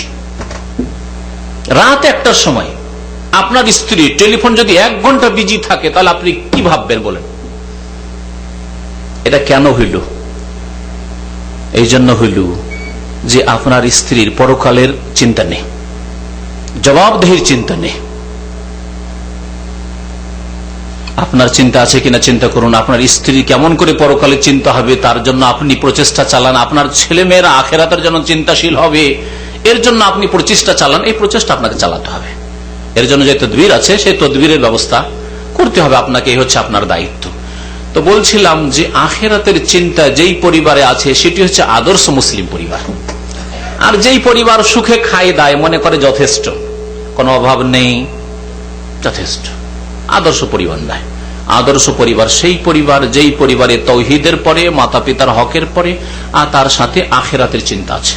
নবী করিম সাল্লাল্লাহু আলাইহি ওয়াসাল্লামের বহু হাদিসে এই জন্য আছে, মান কানা ইউমিনু বিল্লাহি ওয়াল ইয়াউমিল আখির, যে ব্যক্তি আল্লাহর প্রতি ঈমান রাখে আর পরকালের প্রতি ঈমান রাখে, বিশ্বাস রাখে। কারণ মানুষের সংশোধন এই দুটি কথা দ্বারা হইতে পারে। আল্লাহর প্রতি বিশ্বাস আছে, আল্লাহর সামনে হাজির হইতে হবে। আল্লাহ পাক সব দেখে নিলেন, জানলেন আপনার সম্পর্কে, আপনি কি করছেন। আলামি আলাম বি আন্নাল্লাহ ইয়ারা, আল্লাহ পাক বলছেন যে সে কি জানে না যে আল্লাহ দেখছেন। আল্লাহর প্রতি বিশ্বাস আপনাকে সংশোধন করাবে। আর পরকালের চিন্তা যদি ওয়াল ইয়াউমিল আখির, পরকালের চিন্তা থাকে তাহলে সংশোধন করবেন, কখনো পাপের ওপর আপনি থাকবেন না। অবশ্যই ভুল ভ্রান্তি যদি হয়ে গিয়ে থাকে তওবা করে ফিরে আসবেন। এই হচ্ছে সংশোধনের উপায়। যার যত বেশি পরকাল সম্পর্কে ইয়াকিন আছে তত বেশি সে সুন্দর নিজের জীবন গড়তে পারবে, সে সুন্দর পরিবার গঠন করতে পারবে, সে নিজে আদর্শ হইতে পারবে আর আদর্শ পরিবার গঠন করতে পারবে। তো এই 3 নম্বরে যে উপদেশ বলছিলাম যে পরকালের জন্য চিন্তাশীল হইতে হবে আপনাকে, আপনার ছেলে মেয়েদের কি করে চিন্তাশীল হবে তার জন্য আপনাকে ব্যবস্থা দিতে হবে। আপনার স্ত্রীকে পরকাল সম্পর্কে কিতাব দেন পড়ার জন্য, পরকাল সম্পর্কে বক্তব্য দেন শোনার জন্য। আপনার ছেলে মেয়েদের সামনে পরকালের কথা আলোচনা করেন, জান্নাত জাহান্নামের, জান্নাত এবং জান্নাতি এসব বিষয়ে, জাহান্নাম এবং জাহান্নামী তাদের অবস্থার কথা তাদেরকে শেখান, যেভাবে শিখাইতে হয়, যাতে করে তাদের ঈমান মজবুত হয়। পরকাল সম্পর্কে চিন্তাশীল হইতে হবে। 4 নম্বরে আদর্শ পরিবার গঠন করার জন্য পদক্ষেপের কথা এই সূরা লোকমানে আল্লাহ পাক ইরশাদ করেছেন, লোকমান হাকিমের ভাষায়, ইয়া বুনাইয়া আকিমিস সালাহ, হে প্রিয় সন্তান সালাত কায়েম করো, নামাজ কায়েম করো। তাহলে আপনি নিজে নামাজ কায়েম করবেন, আপনার স্ত্রী নামাজ কায়েম করবে, আপনার ছেলে মেয়েরা নামাজ কায়েম করবে। নামাজ কায়েম কেমন করে হবে বাড়িতে, তার জন্য আপনাকে এর নিয়ম তরিকা নবী করিম সাল্লাল্লাহু আলাইহি ওয়াসাল্লাম শিখিয়ে দিয়েছেন। আপনার ছেলের 18 বছর বয়স হয়েছে, তখন বলছেন নামাজ পড়তে, অধিকাংশ ক্ষেত্রে কাজ হবে না, কারণ 18 বছরে আপনার চাইতে ছেলে শক্তিশালী হয়ে গেছে। আর হবে না। তাহলে কি করতে হবে? নবী করিম সাল্লাল্লাহু আলাইহি সাল্লাম বলেছেন, প্রথম কথা নিজের কু আনফুসাকুম, নিজে আদর্শ হইতে হবে আপনার ছেলে মেয়েদের জন্য। আপনি 5 ওয়াক্ত নামাজ পড়ছেন, আপনার ছেলে মেয়েরা দেখছে 5 ওয়াক্ত আমার আব্বা নামাজ পড়ে। মসজিদে ফরজ নামাজ পড়বেন, সব সময় না হইলেও মাঝে মধ্যে সুন্নতগুলি, নফল নামাজগুলি, যে সুন্নত দিনে রাতে 12 রাকাত আছে, বেতর আছে, সেই নামাজগুলিকে বাড়িতে পড়বেন। আপনার ছোট 2 বছর, 3 বছর, 4 বছর, 5 বছরের যেসব ছেলেরা মসজিদে যাওয়ার মতো নাই, এবং মেয়েরা, তারা আপনাকে দেখুক যে আপনি নামাজ পড়ছেন, কেমন ভাবে নামাজ পড়ছেন সেটা দেখুক, আপনার নামাজ পড়ার তরিকা দেখুক, আপনার ধীর স্থিরতা ইতমিনান দেখুক, আপনি প্রশান্তির সাথে নামাজ পড়ছেন, সুন্দর করে নামাজ পড়ছেন, এসব দেখুক। মসজিদ ছাড়াও বাড়িতে এই জন্য নামাজ পড়তে হবে। নবী করিম সাল্লাল্লাহু আলাইহি সাল্লাম বলেছেন যে ইজআলু মিন সালাতিকুম ফি বুয়ুতিকুম, তোমাদের কিছু নামাজ তোমাদের বাড়িতে পড়িও, তোমাদের কিছু নামাজ বাড়িতে পড়িও, এই জন্য বলা হয়েছে। একটা তরিকা আদর্শ মুসলিম পরিবার তৈরি করার জন্য 5 ওয়াক্ত নামাজ নিজে পড়ছেন, আর কিছু অংশ ওই সুন্নত নফলগুলি বাড়িতে পড়বেন। আর ছেলে মেয়েদেরকে 7 বছরে নামাজের আদেশ করতে হবে। নবী করিম সাল্লাল্লাহু আলাইহি সাল্লামের হাদিস, মুরু আওলাদাকুম বিসসালাতি ইযা বালাগু 7 সিনিন, তোমাদের ছেলে মেয়েদেরকে নামাজের আদেশ করবে। চলো বাবা নামাজ পড়তে যাই, মেয়েদেরকে বলবেন যে তোমার আম্মার সাথে নামাজ পড়ো, উজু করো, নামাজ পড়েছো, নামাজ পড়ো, স্মরণ করাইতে থাকবেন আপনি। আদেশ করবেন তাদেরকে, এযা বালাগু 7 সিনিন, 7 বছর বয়স হলে, 7 বছরের কচি, নামাজ ফরজ হওয়া দূরের কথা, অনেক দূরে এখন আছে। সাবালক সাবালিকা না হলে নামাজ ফরজ হয় না। ছেলে মেয়েদেরকে 7 বছরে নবী করিম সাল্লাল্লাহু আলাইহি সাল্লাম নামাজের হুকুম করতে বলেছেন। ওয়াদরিবুহুম আলাইহা ইযা বালাগু 7 সিনিন, আর তাদেরকে মার দিবে, বেত্রাঘাত করবে, চাপ সৃষ্টি করে নামাজ পড়াবে যখন তাদের বয়স কত হয়ে যাবে? 10 বছর হয়ে যাবে। এখন আপনি আপনার হিসাব করুন, আমি আমার হিসাব করি, প্রত্যেকে নিজের হিসাব করুন যে আদর্শ পরিবার কেমন করে গঠন করবেন। আপনার ছেলের বয়স, আপনার মেয়ের বয়স 10 বছর হয়েছে, নামাজ পড়তে বলেন, তারা নামাজ পড়ে, নামাজের শিক্ষা দিয়েছেন। আচ্ছা, নামাজ যে পড়তে বলবেন, ও কি নামাজ মানে এক্সারসাইজ, শুধু দাঁড়াইলো, ঝুঁকলো, রুকু করলো, সেজদায় গেল, ব্যাস? না, তার আগে কিছু শিখতে হবে। তাহলে ওই ছেলে যাকে 7 বছরের নামাজ পড়তে বলছেন, তাকে সূরা ফাতিহা মুখস্থ করাতে হবে, তাকে সানা মুখস্থ করাতে হবে, তাকবীরে তাহরিমা দিয়ে নামাজ শুরু হয়, সালামে নামাজ শেষ হয়, শিখাতে হবে, তাকে শিখাতে হবে। তার সাথে 2, 4, 5টি 10টি সূরা মুখস্থ করাতে, ছোট ছোট সূরাগুলি, তাকে আত্তাহিয়াত মুখস্থ করাতে হবে, তাকে দুরুদ ইব্রাহিমি মুখস্থ করাতে হবে, দোয়ায়ে মাসুরা মুখস্থ করাতে হবে, রুকু সাজদার তাসবিহ মুখস্থ করাতে হবে। 7 বছরের ছেলেকে তাহলে সুবহান রাব্বিয়াল আযীম, সুবহান রাব্বিয়াল আলা, এসব মুখস্থ করাতে হবে। আদর্শ পরিবার চান, আর যদি সেই রাস্তায় না চলেন তাহলে হবে না। এই জন্য আরবি এক কবি বলেছেন যে তারজুন নাজাতা ওয়া লাম তাসলুক মাসালিকাহা, মুক্তি চাও, আদর্শ পরিবার চাও, জান্নাতে যেতে চাও, সবাই বড় উচ্চ আকাঙ্ক্ষা তো রাখো, ওয়ালাম তাসলুক মাসালিকাহা, কিন্তু সেই পথে তো চলতে চাও না, সেই রাস্তায় তো চলতে চাও না। শুনে রাখো, যদি নাজাত চাও, নিজের পরিবারে, নিজের স্ত্রী, নিজের ছেলে মেয়েদের, আর সেই রাস্তায়, সেই পথে যদি না চলো, মুখের শুধু আশায় যদি আকাঙ্ক্ষায় থাকে, ইন্নাস সাফিনাতা লা তাজরি আলাল ইয়াবাসি, পানি জাহাজ যদি মরুভূমিতে শুকনো জায়গায় রেখে দেওয়া হয় তাহলে চলবে? চলবে না। তাহলে পানি জাহাজকে কোথায় চালাতে হবে? পানিতে চালাতে হবে। আর যতটা পানির প্রয়োজন ততটা গভীর পানি হইতে হবে, তাহলে পানি জাহাজ চলবে। আধা হাত পানি আছে আর পানি জাহাজ চলবে? তাও চলবে না। তাহলে বোঝা গেল যে আপনি যদি আপনার মুক্তি চান, আপনার স্ত্রীর মুক্তি চান, আপনার ছেলে মেয়েদের কল্যাণ চান, যে সকলকে নিয়ে জান্নাতে যাব, আমি আদর্শ পরিবার গঠন করব, তাহলে সেই রাস্তায় চলতে হবে। আপনার যে কিস্তিটা আছে, আপনার যে জলজাহাজ আছে, সেটাকে পানিতে নামাইতে হবে, পানিতে নামাতে হবে। আল্লাহ পাক যেন আমাদেরকে তৌফিক দান করেন। তো বলছিলাম যে আকিমিস সালাহ, নামাজ কায়েম করার যে তরিকা বললাম, যে নামাজের দোয়া সূরা মুখস্থ করাইতে হবে, নামাজ 7 বছর থেকে আদেশ করতে হবে, 10 বছরে চাপ সৃষ্টি করে নামাজ পড়াইতে হবে মার দিয়ে, কিন্তু 10 বছরও ফরজ হয় না। যতক্ষণ পর্যন্ত সাবালক সাবালিকা না হয়েছে ততক্ষণ ছেলে মেয়েদের নামাজ ফরজ হয় না, শুনে রাখবেন। তারপরেও পড়াইতে হবে 10 বছর থেকে। সাধারণত 14-15 বছর না হইলে ফরজ হয় না ছেলেদের, 12 বছর না হইলে মেয়েদের ফরজ হয় না। 10 বছরে চাপ সৃষ্টি করে নামাজ পড়াইতে, কেন? আদর্শ পরিবার গঠন করতে হবে। এই মেয়ে যখন 14 বছর 15 বছর বয়স হয়ে যাবে, তো মায়ের কথা নাও শুনতে পারে, বাবার কথা নাও শুনতে পারে। বিয়ে দিয়ে দিলেন আর ছেলে জামাই ভালো পাওয়া গেল, সেখানে গিয়ে বেনামাজি হয়ে যেতে পারে। সুতরাং আগে থেকে তার এমন প্রশিক্ষণ দিয়ে দেন, তরবিয়ত দিয়ে দেন যে আর যেন বেনামাজি না হয়।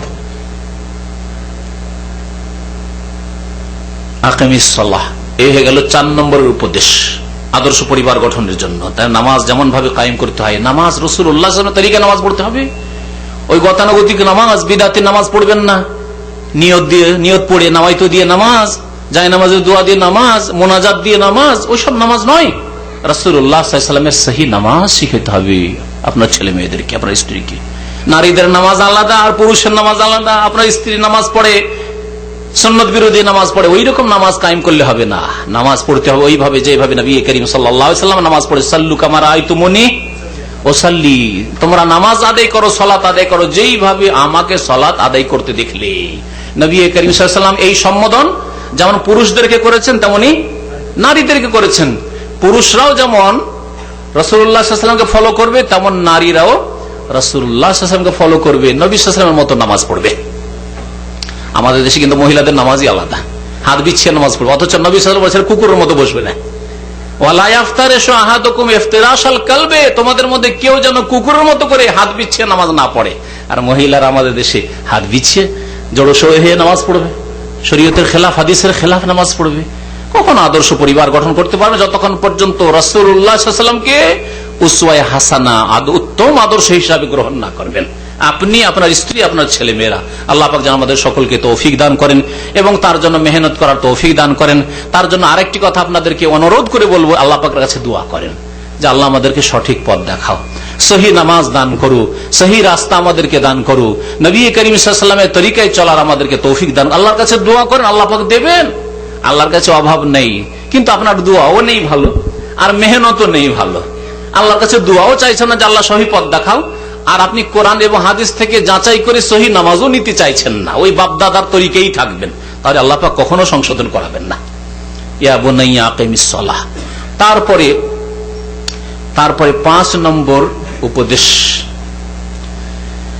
আল্লাহ পাক বলছেন, সেটা হচ্ছে যে নিজে সংশোধন করার পরে অন্যকে এই হকের দিকে, সত্যের দিকে আহ্বান করা, যার নাম হচ্ছে ইসলামী দাওয়াত। দাওয়াত দিতে হবে, যার নাম হচ্ছে ভালো কাজের উপদেশ, অন্যায় কাজে বাধা দেওয়া, অন্যায় কাজের প্রতিবাদ জানানো, যার নাম হচ্ছে আল্লাহর দিনকে পৌঁছে দেওয়ার জন্য, আল্লাহর দিনের তাবলীগের জন্য, আল্লাহর দিনের প্রচার প্রসারের জন্য প্রচেষ্টা চালানো। আল্লাহ পাক বলছেন যে ওয়ামুর বিল মারুফি ওয়ানহা আনিল মুনকার ওয়াসবির আলা মা আসাবাক।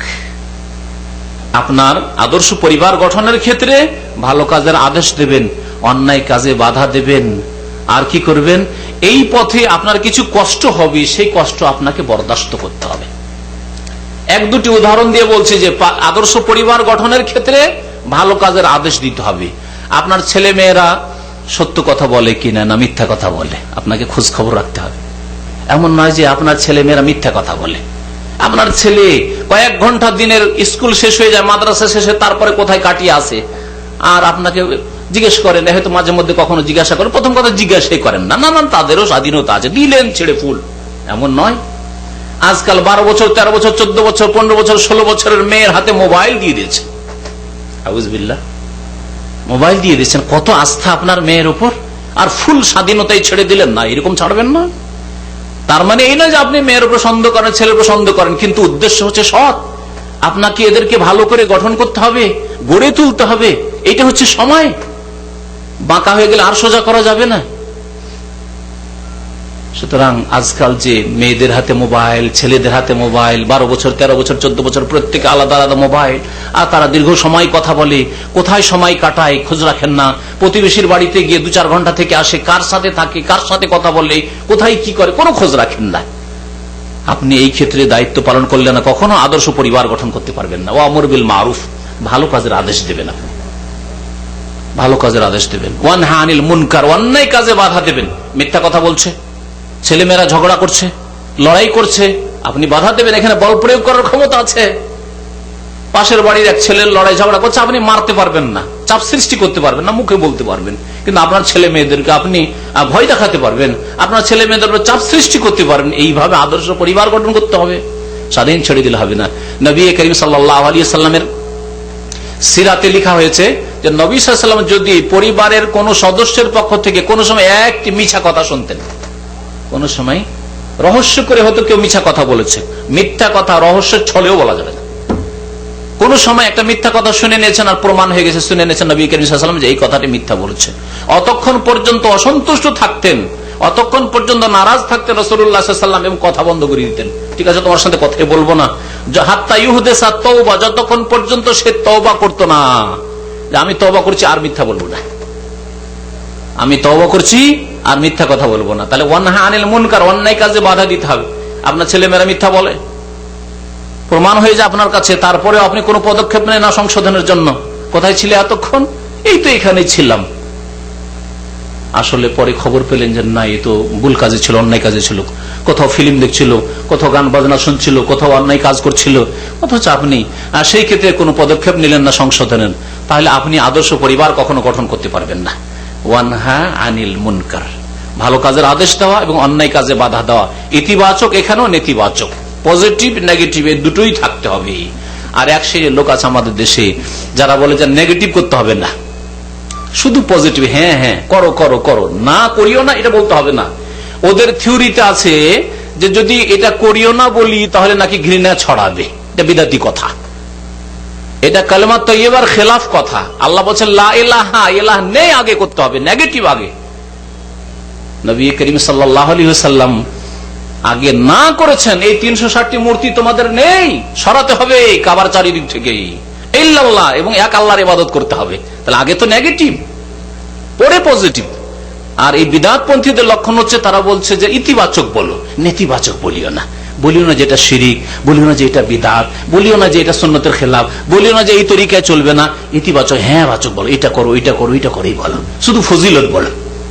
এটা ভুল তরিকা, এটা ইসলাম প্রচারের ভ্রান্ত তরিকা, যার ফলে তাদের সংশোধন নেই। পজিটিভ আছে, নেগেটিভ নেই, পজিটিভ আছে, নেগেটিভ নেই, দুটোই থাকতে হবে, না হলে কখনো দিন কমপ্লিট হবে না। আল্লাহ পাক রব্বুল আলামিন তাহলে দাওয়াতের কাজ করতে বলেছেন, দাওয়াতের কাজ করতে গিয়ে কষ্ট স্বীকার করতে হবে। আপনার সাবালক ছেলেকে আপনি নামাজের কথা বলবেন আর কখনো একটা বড় কথা শুনবেন না, শুনতে হইতে পারে, বরদাস্ত করতে হবে। আপনার স্ত্রীকে আপনি পর্দা করতে বলবেন আর খারাপ পরিবেশ থেকে উঠিয়ে নিয়ে এসেছিলেন, ভালো পরিবার থেকে উঠিয়ে নিয়ে আসেননি, বেহাবে পর্দা বাড়ি থেকে আপনি বিয়ে করে নিয়ে এসেছেন, তাহলে কখনো একটি হয়তো কথা এমন শুনবেন যেটা কটু কথা, যেটা আপনার অপছন্দনীয় লাগবে। ওয়াসবির আলা মা আসাবাক, যা কিছু কষ্ট হবে তার উপর ধৈর্য ধারণ করবে। এমন না যে মারপিট লাগিয়ে দিলেন আর হাত পা ভেঙে দেবো, হ্যাঁ না, ওই রকম না, ধৈর্য ধারণ করতে হবে। আল্লাহ পাক ধৈর্য ধারণ করতে বলেছেন। দাওয়াতের ক্ষেত্রে নিজের পরিবার হোক অথবা অন্য ক্ষেত্রে হোক, ধৈর্য ধারণ করতে হবে। এই জন্য সূরা আসরে আল্লাহ পাক কি বলছেন? ওয়াতাওয়াসাউ বিল হাক্কি ওয়াতাওয়াসাউ বিস সাবরি, হক কথার প্রচার করবেন এবং এই ক্ষেত্রে ওয়াতাওয়াসাউ বিস সাবর, নিজেও ধৈর্য ধারণ করবেন, অন্যকে ধৈর্য ধারণ করতে বলবেন। নবী করিম সাল্লাল্লাহু আলাইহি ওয়াসাল্লামের সামনে যখন আম্মার বিন ইয়াসির আর তার বাবা ইয়াসির, আম্মারের মা ইয়াসিরের স্ত্রী সুমাইয়া, এরা এসে বলতো ইয়া রাসূলুল্লাহ, আর কত জুলুম বরদাস্ত করব, এই কাফেরদের জুলুম বরদাস্ত হয় না, সীমা ছড়িয়ে গেল, আর পারছি না, থাকতে পারছি না। তখন নবী করিম সাল্লাল্লাহু আলাইহি ওয়াসাল্লামের প্রসিদ্ধ বাণী রয়েছে এই ক্ষেত্রে, সাবরান আলী ইয়াসির ফাইন্না মাউইদাকুমুল জান্নাহ, হে ইয়াসিরের পরিবার, সাবরান, ধৈর্য ধারণ করো, ধৈর্য ধারণ করো, তোমাদের সাথে ওয়াদা করছি জান্নাতের, জান্নাতে সাক্ষাৎ হবে তোমাদের সাথে। সুবহানাল্লাহ। ফাইন্না মাউইদাকুমুল জান্নাহ, তোমাদের সাথে ওয়াদা করছি জান্নাতের, প্রতিশ্রুতি দিচ্ছি জান্নাতের। তাহলে জান্নাত কি এমনি পাওয়া যাবে? ধৈর্য ধারণ করতে হবে। আচ্ছা, ধৈর্য ধারণের আরেকটি দিক আছে যে ছেলে মেয়েদের তরবিয়তের ক্ষেত্রে একবার দুইবার বলাই যথেষ্ট না। ছেলে বড় হইতে লেগেছে, মাঝে মধ্যে নামাজ পড়ে, মাঝে মধ্যে পড়ে না, নামাজে উঠান না কেন? আরে খুব উঠিয়ে দেখেছি, একে উঠাইলে উঠে না, আর কত উঠাবো, বিরক্ত হয়ে গেছি, ছেড়েই দিচ্ছি, না চলবে না। সবর, ধৈর্যের আরেকটি দিক হচ্ছে অটলতা। বারবার আপনি বলতে থাকবেন, বারবার আপনি মেহনত করতে থাকবেন, প্রতিদিন আপনি জাগাতে থাকবেন, প্রতিদিন আপনি স্মরণ করাতে থাকবেন। ওয়াতাওয়াসাউ বিস সবর। তো আল্লাহ পাক রব্বুল আলামিন এইভাবে আদর্শ পরিবার গঠনের কথা বলেছেন। আদর্শ পরিবার গঠনের ক্ষেত্রে 6 নম্বরে হচ্ছে যে চরিত্র গঠন করতে হবে। ইবাদতের দিক বললাম, ইমানের দিক বললাম, আল্লাহর প্রতি ইমান, আখিরাতের প্রতি ইমান, তারপরে আখলাকের একটা দিক বলা হয়েছে, মাতা পিতার সাথে সদ্ব্যবহারের দিক বলা হয়েছে। কিন্তু মাতা পিতা ছাড়াও যে কোনো মানুষের সাথে আপনার চলাফেরা হচ্ছে, লেনদেন হচ্ছে, তার সাথে আপনার আচার আচরণ ভালো হইতে হবে। আপনার আচার আচরণ ভালো হইতে হবে, আপনার স্ত্রীর আচার আচরণ ভালো হইতে হবে, আপনার ছেলে মেয়েদের আখলাক চরিত্র ভালো হইতে হবে। আপনি নামাজি, আপনার বাড়িতে শিরক নেই, বিদাত নেই, আপনার বাড়িতে মাশাআল্লাহ পর্দা আছে, কিন্তু আপনার স্ত্রী পাশের বাড়ির মহিলার সাথে ঝগড়া করে, আদর্শ পরিবার হবে? হবে? বলছেন না যে হবে? আদর্শ পরিবার হবে না। তাহলে বোঝা গেল যে আখলাক চরিত্রের দিকে যত্নবান হইতে হবে। আল্লাহ পাক রব্বুল আলামিন এই জন্য লোকমান হাকিমের ভাষায় তার উপদেশে বলেছেন যে ওয়ালা তুসাইর খাদ্দাকা লিন-নাস ওয়ালা তামশি ফিল আরদি মারাহা ইন্নাল্লাহা লা ইউহিব্বু কুল্লা মুখতালিন ফখুর। ওয়ালা তুসাইর খাদ্দাকা লিন-নাস, মানুষের সামনে চলাফেরার সময় তাদের থেকে তোমার মুখমণ্ডলটি ফিরিয়ে নেবে না, মানে অহংকার দেখাবে না। কথা বলার সময় মানুষ মুখ ফিরিয়ে নেই, সামনে দেখে কথা বলে না। কে? অহংকারী। অহংকারীর একটি লক্ষণ হচ্ছে যে আপনার সাথে নমনীয়তার সাথে আপনার দিকে দেখে কথা বলবে না। সালাম আলাইকুম বললেন আপনি, সালাম আলাইকুম, ওয়ালাইকুম সালাম, নিজের কাজে ব্যস্ত, নিশ্চয় অহংকারী, তার মধ্যে অহংকার আছে। আল্লাহ বলছেন ওয়ালা তুসাইর খাদ্দাকা লিন-নাস, মানুষের সামনে তোমার মুখমণ্ডলটি ফিরিয়ে কথা বলবে না। ওয়ালা তামশি ফিল আরদি মারাহা, আর অহংকারের আরেকটি লক্ষণ হচ্ছে, আর অহংকার হচ্ছে কুচরিত্র। আর নমনীয়তা, বিনয়ী হওয়া, তাওয়াজু, খাকসারি, এটা হচ্ছে উত্তম চরিত্র। সুতরাং আল্লাহ পাক রব্বুল নেগেটিভ বলে পজিটিভ অবলম্বন করতে বলেছেন যে এইরকম হবে না, এইরকম হবে। ওয়ালা তামশি ফিল আরদি মারাহা, অহংকারের আরেকটি লক্ষণ হচ্ছে যে রাস্তায় চলার সময় বুক ফুলিয়ে অহংকারের সাথে চলা।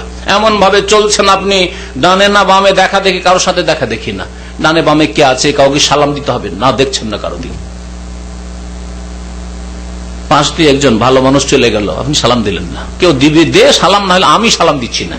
আজকাল এক শ্রেণীর লোক আছে, পরেশগার, বাহ্যিক পরেশগার, দাঁড়িয়ে আছে, নামাজ পড়ে, আখলাক চরিত্র দিক দিয়ে এই দিকে আবার ত্রুটি। সালাম কাউকে দিবেন, ও সালাম নেবে কিন্তু নেওয়ালা নাই, দেবে না কাউকে সালাম। সালাম দিলে উত্তর দেবে কিন্তু সালাম দেবে না। আর অনেকে আছে সালাম দিলে উত্তরও দেবে না, আর অহংকার। নবী করিম সাল্লাল্লাহু আলাইহি ওয়াসাল্লাম বলেছেন আল বাদিউ বিস সালাম বারিউম মিনাল কিবর, যেই ব্যক্তি সালাম আরম্ভ করতে পারে, যে আগে সালাম দিতে পারে, সেই ব্যক্তি অহংকার মুক্ত। সেই ব্যক্তি অহংকার মুক্ত। আপনি আসসালামু আলাইকুম বলে দিলেন, মানে আপনার মধ্যে অহংকার নেই। নবী সাল্লাল্লাহু আলাইহি ওয়াসাল্লামের আরেকটি হাদিস আছে ওয়া খায়রুহুমাল্লাযী ইয়াবদাউ বিস সালাম, দুইজনের সবচেয়ে উত্তম ব্যক্তি ওই ব্যক্তি যে আগে সালাম দিতে পারে। তাহলে আপনি উত্তম হতে চান না? আপনি 2 নম্বরে থাকতে চান না 1 নম্বরে? 1 নম্বর হইলে আগে সালাম দিবেন, ওয়ালাইকুম আসসালাম না, আপনি আমি আসসালামু আলাইকুম দেব।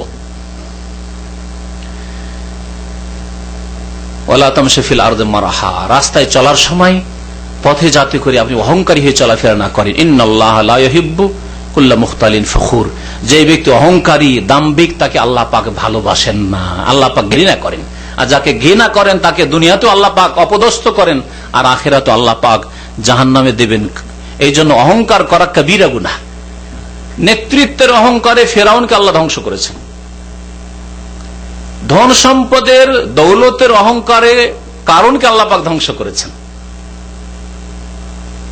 আর এই রকমই যে কোনো যুগে কেউ যদি নেতা হওয়ার জন্য, ভালো পোস্টে থাকার জন্য, আমি ম্যানেজার, আমি সুপারভাইজার, আমি এই, সুতরাং অহংকার থাকে, তাহলে তার মধ্যে ফেরাউনের চরিত্র রয়েছে। আর যদি কারো কাছে টাকা পয়সা বেশি আছে, জমি জায়গার মালিক বেশি, বাড়ি গাড়ি রয়েছে, সেই জন্য অহংকার করে, তার মধ্যে কারণের চরিত্র আছে। কোনটা চান আপনি? কোনটাই চাইবেন না, চাইবেন না ইনশাআল্লাহ। আদর্শ পরিবার যদি গঠন করতে হয় তাহলে কোনটি চাইবেন না আপনি। ইন্নাল্লাহা লা ইউহিব্বু কুল্লা মুখতালিন ফখুর। আল্লাহ পাক রব্বুল আলামিন কি বলছেন তারপর? ওয়াকসিদ ফি মাশিক, চলার সময় তুমি মধ্যপন্থা অবলম্বন করবে। মধ্যপন্থা আল্লাহ পাক এর জন্য অবলম্বন করতে বলছেন, এমন খুঁড়িয়ে খুঁড়িয়ে চলবেন না যাতে মানুষ মনে করে লোকটি রোগী নাকি। আপনি রোগা নন অথচ রোগা মনে হচ্ছে, এইরকম চলাফেরা করবেন না। না হলে আপনাকে ভিক্ষুক মনে করবে, যে বেচারা হয়তো ভিক্ষুক। অনেকে আছে টাকা পয়সা গরিবকে দিতে চায়, রাস্তায় অভাবী বা দুর্গত ব্যক্তিকে দিতে, আপনাকে দুর্গত মনে করে টাকা বের করে দিবে, ফকির মনে করে। তেমনটাও করবেন না। ওয়াকসিদ ফি মাশিয়াকা, চলার ক্ষেত্রে মধ্যপন্থা অবলম্বন করবেন, খুঁড়িয়ে খুঁড়িয়েও চলবেন না একেবারে রোগীর মতো, আর অহংকার করেও চলবেন না। আল্লাহ পাক ভালো চরিত্র শিখাচ্ছেন, এখন পজিটিভ ইতিবাচক শিখাচ্ছেন। ওয়াগদুদ মিন সাউতিক, আওয়াজের ক্ষেত্রেও অহংকার বোঝা যায় যে কার আওয়াজে অহংকার পাওয়া যাচ্ছে আর কার আওয়াজে নমনীয়তা আছে। আল্লাহ পাক বলেছেন ওয়াগদুদ মিন সাউতিক, তোমার আওয়াজটাকে একটু নিচু করো। কথা যখন বলবে আওয়াজকে, দুইজন কথা বলছেন বা দুই তরফ থেকে কথা হচ্ছে, আপনি আপনার কথাকে তাদের উপর চাপিয়ে দিতে চাইছেন, এটা আপনার অহংকার। আপনি নিজের কথাও বলেন আর তাদের কথা শোনেন আর বিবেক বিবেচনা করেন যে কোনটা ঠিক, আমার যুক্তি ঠিক না এই ভাইদের যুক্তি ঠিক। হতে পারে আপনারটা ঠিক নয়, তাদেরটাই ঠিক, তাদেরটা ঠিক। সুতরাং আল্লাহ পাক রব্বুল বলেছেন ওয়াগদুদ মিন সাউতিক, আস্তে কথা বলা, জোরে কথা নয়। জোরে কথা বলা, অহংকারের সাথে কথা বলা, আমার কথা জোরে হইতে হবে, আমার কথা মানতে হবে, আমারটাই ঠিক, এটা অহংকারের পরিচয়। আল্লাহ পাক নিষেধ করেছেন ইন্না আনকারাল আসওয়াতি লাসাউতুল হামির, সবচাইতে জঘন্য আওয়াজ হচ্ছে কার আওয়াজ? আল্লাহ বলেছেন লাসাউতুল হামির, গাধার আওয়াজ। সুতরাং আপনি যদি কর্কশ ভাষী হন, আপনি যদি চিৎকার করে চিল্লে কথা বলেন, আপনার কথাকে অন্যের উপর চাপিয়ে দেওয়ার চেষ্টা করেন, তো আপনার মধ্যে গাধার মতো গুণ আছে, লাসাউতুল হামির। আল্লাহ পাক বলছেন এইভাবে আদর্শ পরিবার গঠন করতে হবে। স্বামী স্ত্রীর জীবনে এই কথাগুলিকে ফিট করেন দেখি। ঠিক আছে, আপনার স্ত্রীর মালিক আপনি, আর রিজালু কাওয়ামুন আলান নিসা, কিন্তু আপনি সবসময় চিল্লে কথা বলবেন আর আপনার স্ত্রীর কথা একেবারে নিচে থাকতে হবে। হতে পারে অনেক সময় আপনার স্ত্রী যে যুক্তি পেশ করছে সেটাই হচ্ছে যুক্তিযুক্ত, আর আপনার যে কথা সেটা অসঙ্গত কথা, আপনার কথা যুক্তিসঙ্গত নয়, আপনার কথায় পরিবারের ক্ষতি আছে, আপনার কথাতে এর পরিণাম ভালো নয়। হয়তো আপনি চিন্তা করেন, কিন্তু আপনার কথাকে যদি চাপিয়ে দেওয়ার চেষ্টা করেন সব সময়, তো এটা আপনার ভালো হবে না। ওয়াগদুদ মিন সাউতিক, আস্তে কথা বলেন, তার কথাটাও শুনেন, আর শোনার পরে বিবেক বিবেচনা করেন, তাহলে আদর্শ পরিবার গঠন করতে পারবেন। অনেক সময় স্ত্রীর কাছে পরামর্শ নিতে হয়, যদিও আপনার সিদ্ধান্ত হবে। মনে রাখবেন, পারিবারিক জীবনে আদর্শ পরিবার যদি গঠন করতে হয় তাহলে সিদ্ধান্ত আপনার হবে, কারণ আপনি স্বামী, আপনি নেতা, কিন্তু পরামর্শ আপনার স্ত্রীর হবে। আপনার যদি সাবালক ছেলেরা থাকে, যে ছেলেরা পরামর্শ দিতে পারবে, তাদেরও পরামর্শ নেওয়া যাবে। নবী করিম সাল্লাল্লাহু আলাইহি ওয়াসাল্লাম হুদাইবিয়ার সন্ধির সময় ছিলেন, আর সেখানে সাহাবায়ে কেরামদেরকে বললেন যে এখান থেকে আর এবছরে যাওয়া যাবে না, মক্কার লোকেরা কুরাইশরা আর যেতে দেবেন, আমাদেরকে এখানে কুরবানিগুলি জবাই করে দাও। কোন সাহাবী রাজি হলেন না, সকলকে বললেন, কেউ রাজি হয় না, আমরা এখানে জবাই করবো না, আমরা মক্কা যাবো। আবেগে আছেন তারা। নবী করিম সাল্লাল্লাহু আলাইহি ওয়াসাল্লাম রাগ করে এসে উম্মে সালামা রাদিয়াল্লাহু তাআলা আনহার খেমাতে তাঁবুতে ঢুকলেন এবং যেন খুব পেরেশান অবস্থায়। উম্মে সালামা রাদিয়াল্লাহু তাআলা আনহা জিজ্ঞাসা করে, ইয়া রাসূলুল্লাহ, কি হয়েছে আপনার? খুব পেরেশান মনে হচ্ছে আপনাকে। আরে কি বলবো, সাহাবায়ে কেরাম 1400 সাহাবায়ে কেরাম নবী সাল্লাল্লাহু আলাইহি ওয়াসাল্লামের সাথে ছিলেন, এরাকে বললাম যে তোমরা এখানেই কুরবানি করো, এই বছর আর যাওয়া যাবে না, আমাদের সন্ধি হয়ে গেছে হুদাইবিয়ার, আগামী বছরে আমরা আসতে পারবো, এবারে আর মক্কার কুরাইশ কাফেররা আমাদেরকেও মক্কায় ঢুকতে দেবে না। একজনও কুরবানি করলো না, আমার কথা শুনলো না। দেখেন, নবী করিম সাল্লাল্লাহু আলাইহি ওয়াসাল্লামকে পরামর্শ দিচ্ছেন, অথচ রাসূলুল্লাহ সাল্লাল্লাহু আলাইহি ওয়াসাল্লাম আমার মতো আপনার মতো স্বামী নয়। রাসূলুল্লাহ সাল্লাল্লাহু আলাইহি ওয়াসাল্লাম জ্ঞানের দিক থেকে, বুদ্ধির দিক থেকে, সব দিক থেকে আল্লাহ পাকের ওহী তার কাছে আসে, সব দিক থেকে শ্রেষ্ঠ ব্যক্তি হওয়া সত্ত্বেও স্ত্রীর পরামর্শ নিচ্ছেন। হঠাৎ করে বলে উঠলেন উম্মে সালমা, যে এক কাজ করেন, আপনি নিজের কুরবানিটা নিজে জবাই করে দেন, কিচ্ছু বলেন না এদেরকে কিছু বলেন, আপনার কুরবানি আপনি চুপচাপ জবাই করে দেন। দেখেন তারপরে কি করে আপনার সাহাবীরা, গিয়ে নবী করিম সাল্লাল্লাহু আলাইহি ওয়াসাল্লাম নিজের কুরবানি হাদি নিজে জবাই করে ফেললেন। জবাই করার পরে সাহাবারা দেখলেন যে আর তো উপায় নেই, কারণ রাসূলুল্লাহ যখন জবাই করে দিয়েছেন, তাহলে আর আমাদের আবেগ দিয়ে কাজ হবে না, আর আমাদের দাবি দেওয়া পূরণ হবে না, এটা আল্লাহ পাকের আদেশ, আর যাওয়া যাবে না। সকলে জবাই করতে শুরু করলেন, আর কেউ কিছু বললেন না। সুবহানাল্লাহ, চিন্তা করতে পেরেছেন? তাহলে আদর্শ পরিবার গঠনের জন্য স্ত্রীর অনেক সময় পরামর্শ নিতে হবে। হতে পারে আপনার ব্রেনে ওই কথাটা ধরেনি, হঠাৎ করে আপনার স্ত্রীর ব্রেনে ধরেছে কথা, আর সেটা আপনার যখন পরামর্শে আসলো তখন চিন্তা করলেন না, এতেই তো ফায়দা আছে। অনেক সময় আপনার মায়ের হকের ক্ষেত্রে, আপনার বাবার ক্ষেত্রে, আপনার মা বাবার সাথে হয়তো আপনার সম্পর্ক কিছু দূরে হয়ে যাচ্ছে, খারাপ হয়ে যাচ্ছে, সেই ক্ষেত্রে আপনার স্ত্রী যদি নেক হয়, তার পরামর্শ কাজ দিতে পারে। কিন্তু যখন দেখবেন যে না, আর আমার এই সম্পর্ককে আমার স্ত্রীর পরামর্শ খারাপ করে দিবেন না, তখন আপনার সিদ্ধান্ত আপনার থাকবে। আদর্শ পরিবার গঠনের ক্ষেত্রে এই 6টি কথা বললাম, যে 6টি কথা সূরা লুকমান রয়েছে, এবং এই 6টি কথা আলহামদুলিল্লাহ আমাদের জন্য যথেষ্ট আদর্শ পরিবার গঠনের জন্য। আদর্শ পরিবার গঠনের জন্য আর 2টি কথার দিকে ইঙ্গিত করব, কারণ সময় যথেষ্ট হয়ে গেছে। আমি 1 ঘন্টা বলেছিলাম ভাইকে, 1 ঘন্টার বেশি হয়ে গেছে অনেক। শুধু ইঙ্গিত করছি, একটি কথা সূরা নূরে আছে, আর একটি কথা সূরা আহজাবে আছে। সূরা নূরে যে বিষয়টি আছে সেটা হচ্ছে আপনার বাড়িতে বাইরের পুরুষরা প্রবেশ করার ক্ষেত্রে যেন বাধা নিষেধ থাকে। ঢালাহারে আপনার বাড়িতে ঢুকছে মামাতো ভাই, খালাতো ভাই, আপনার ছোট ভাই সাবালক, আর আপনার দুলা ভাই, সবাই ঢুকছে, আপনার স্ত্রীর সাথে গল্প করছে, এইরকম বাড়ি যেন না হয়।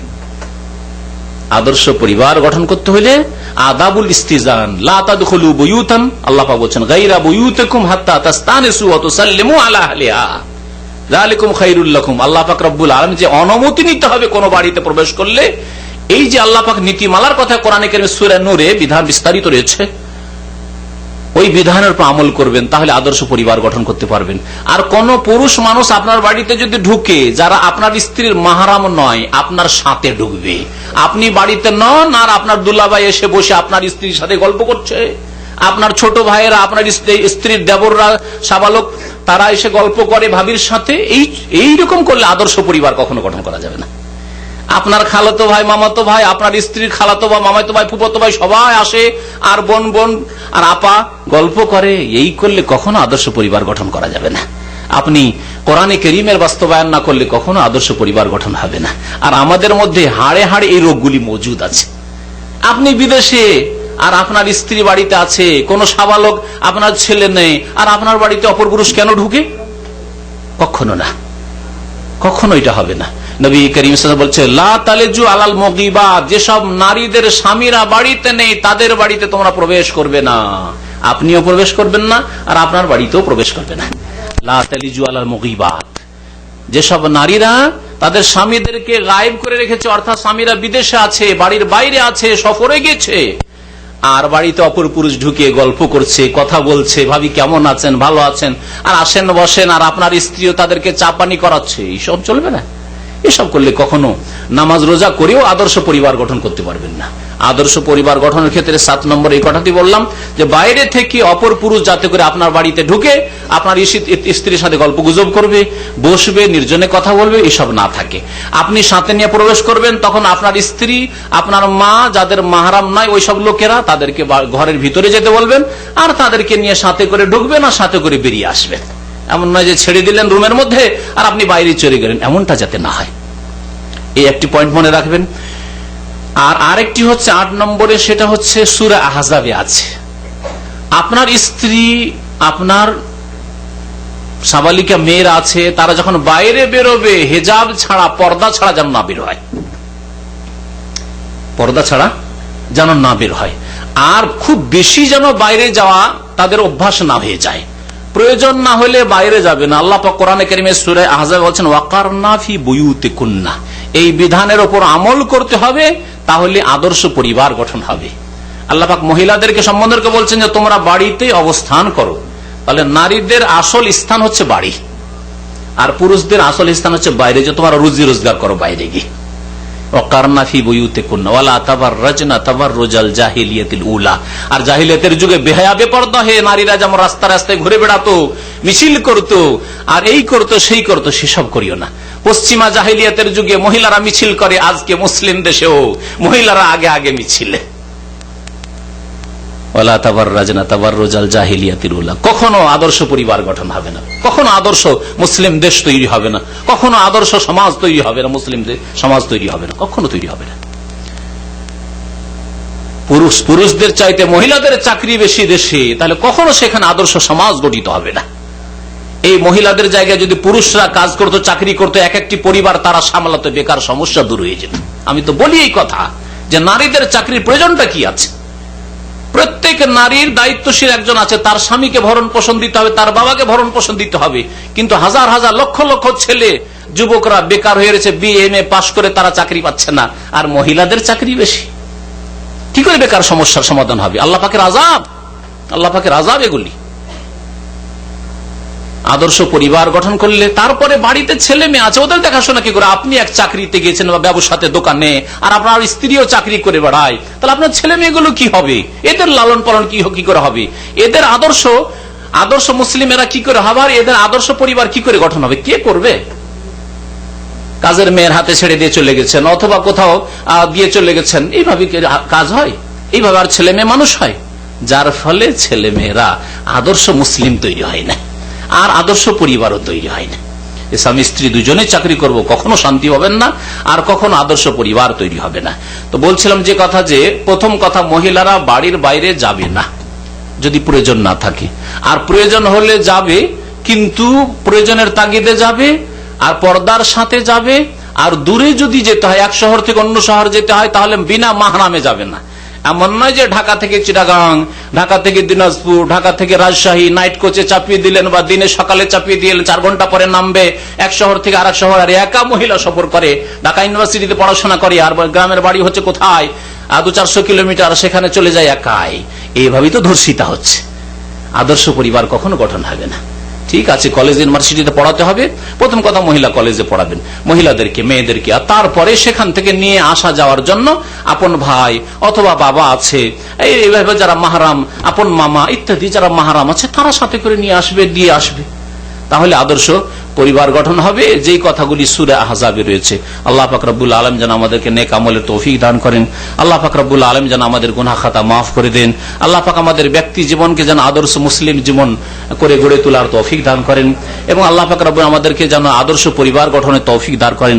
আমাদেরকে আদর্শ সমাজ গঠনে আল্লাহ পাক যেন তৌফিক দান করেন। আমাদেরকে আদর্শ অর্থনীতি, ইসলামিক অর্থনীতি গঠন করার জন্য আল্লাহ পাক তৌফিক দান করেন। আল্লাহ পাক আমাদেরকে আদর্শ মুসলিম দেশ গঠন করার জন্য তৌফিক দান করেন। আল্লাহ পাক রব্বুল আলামিন আমাদের ভুল ভ্রান্তি যেন দূর করে দেন, সংশোধন করার যেন তৌফিক দান করেন।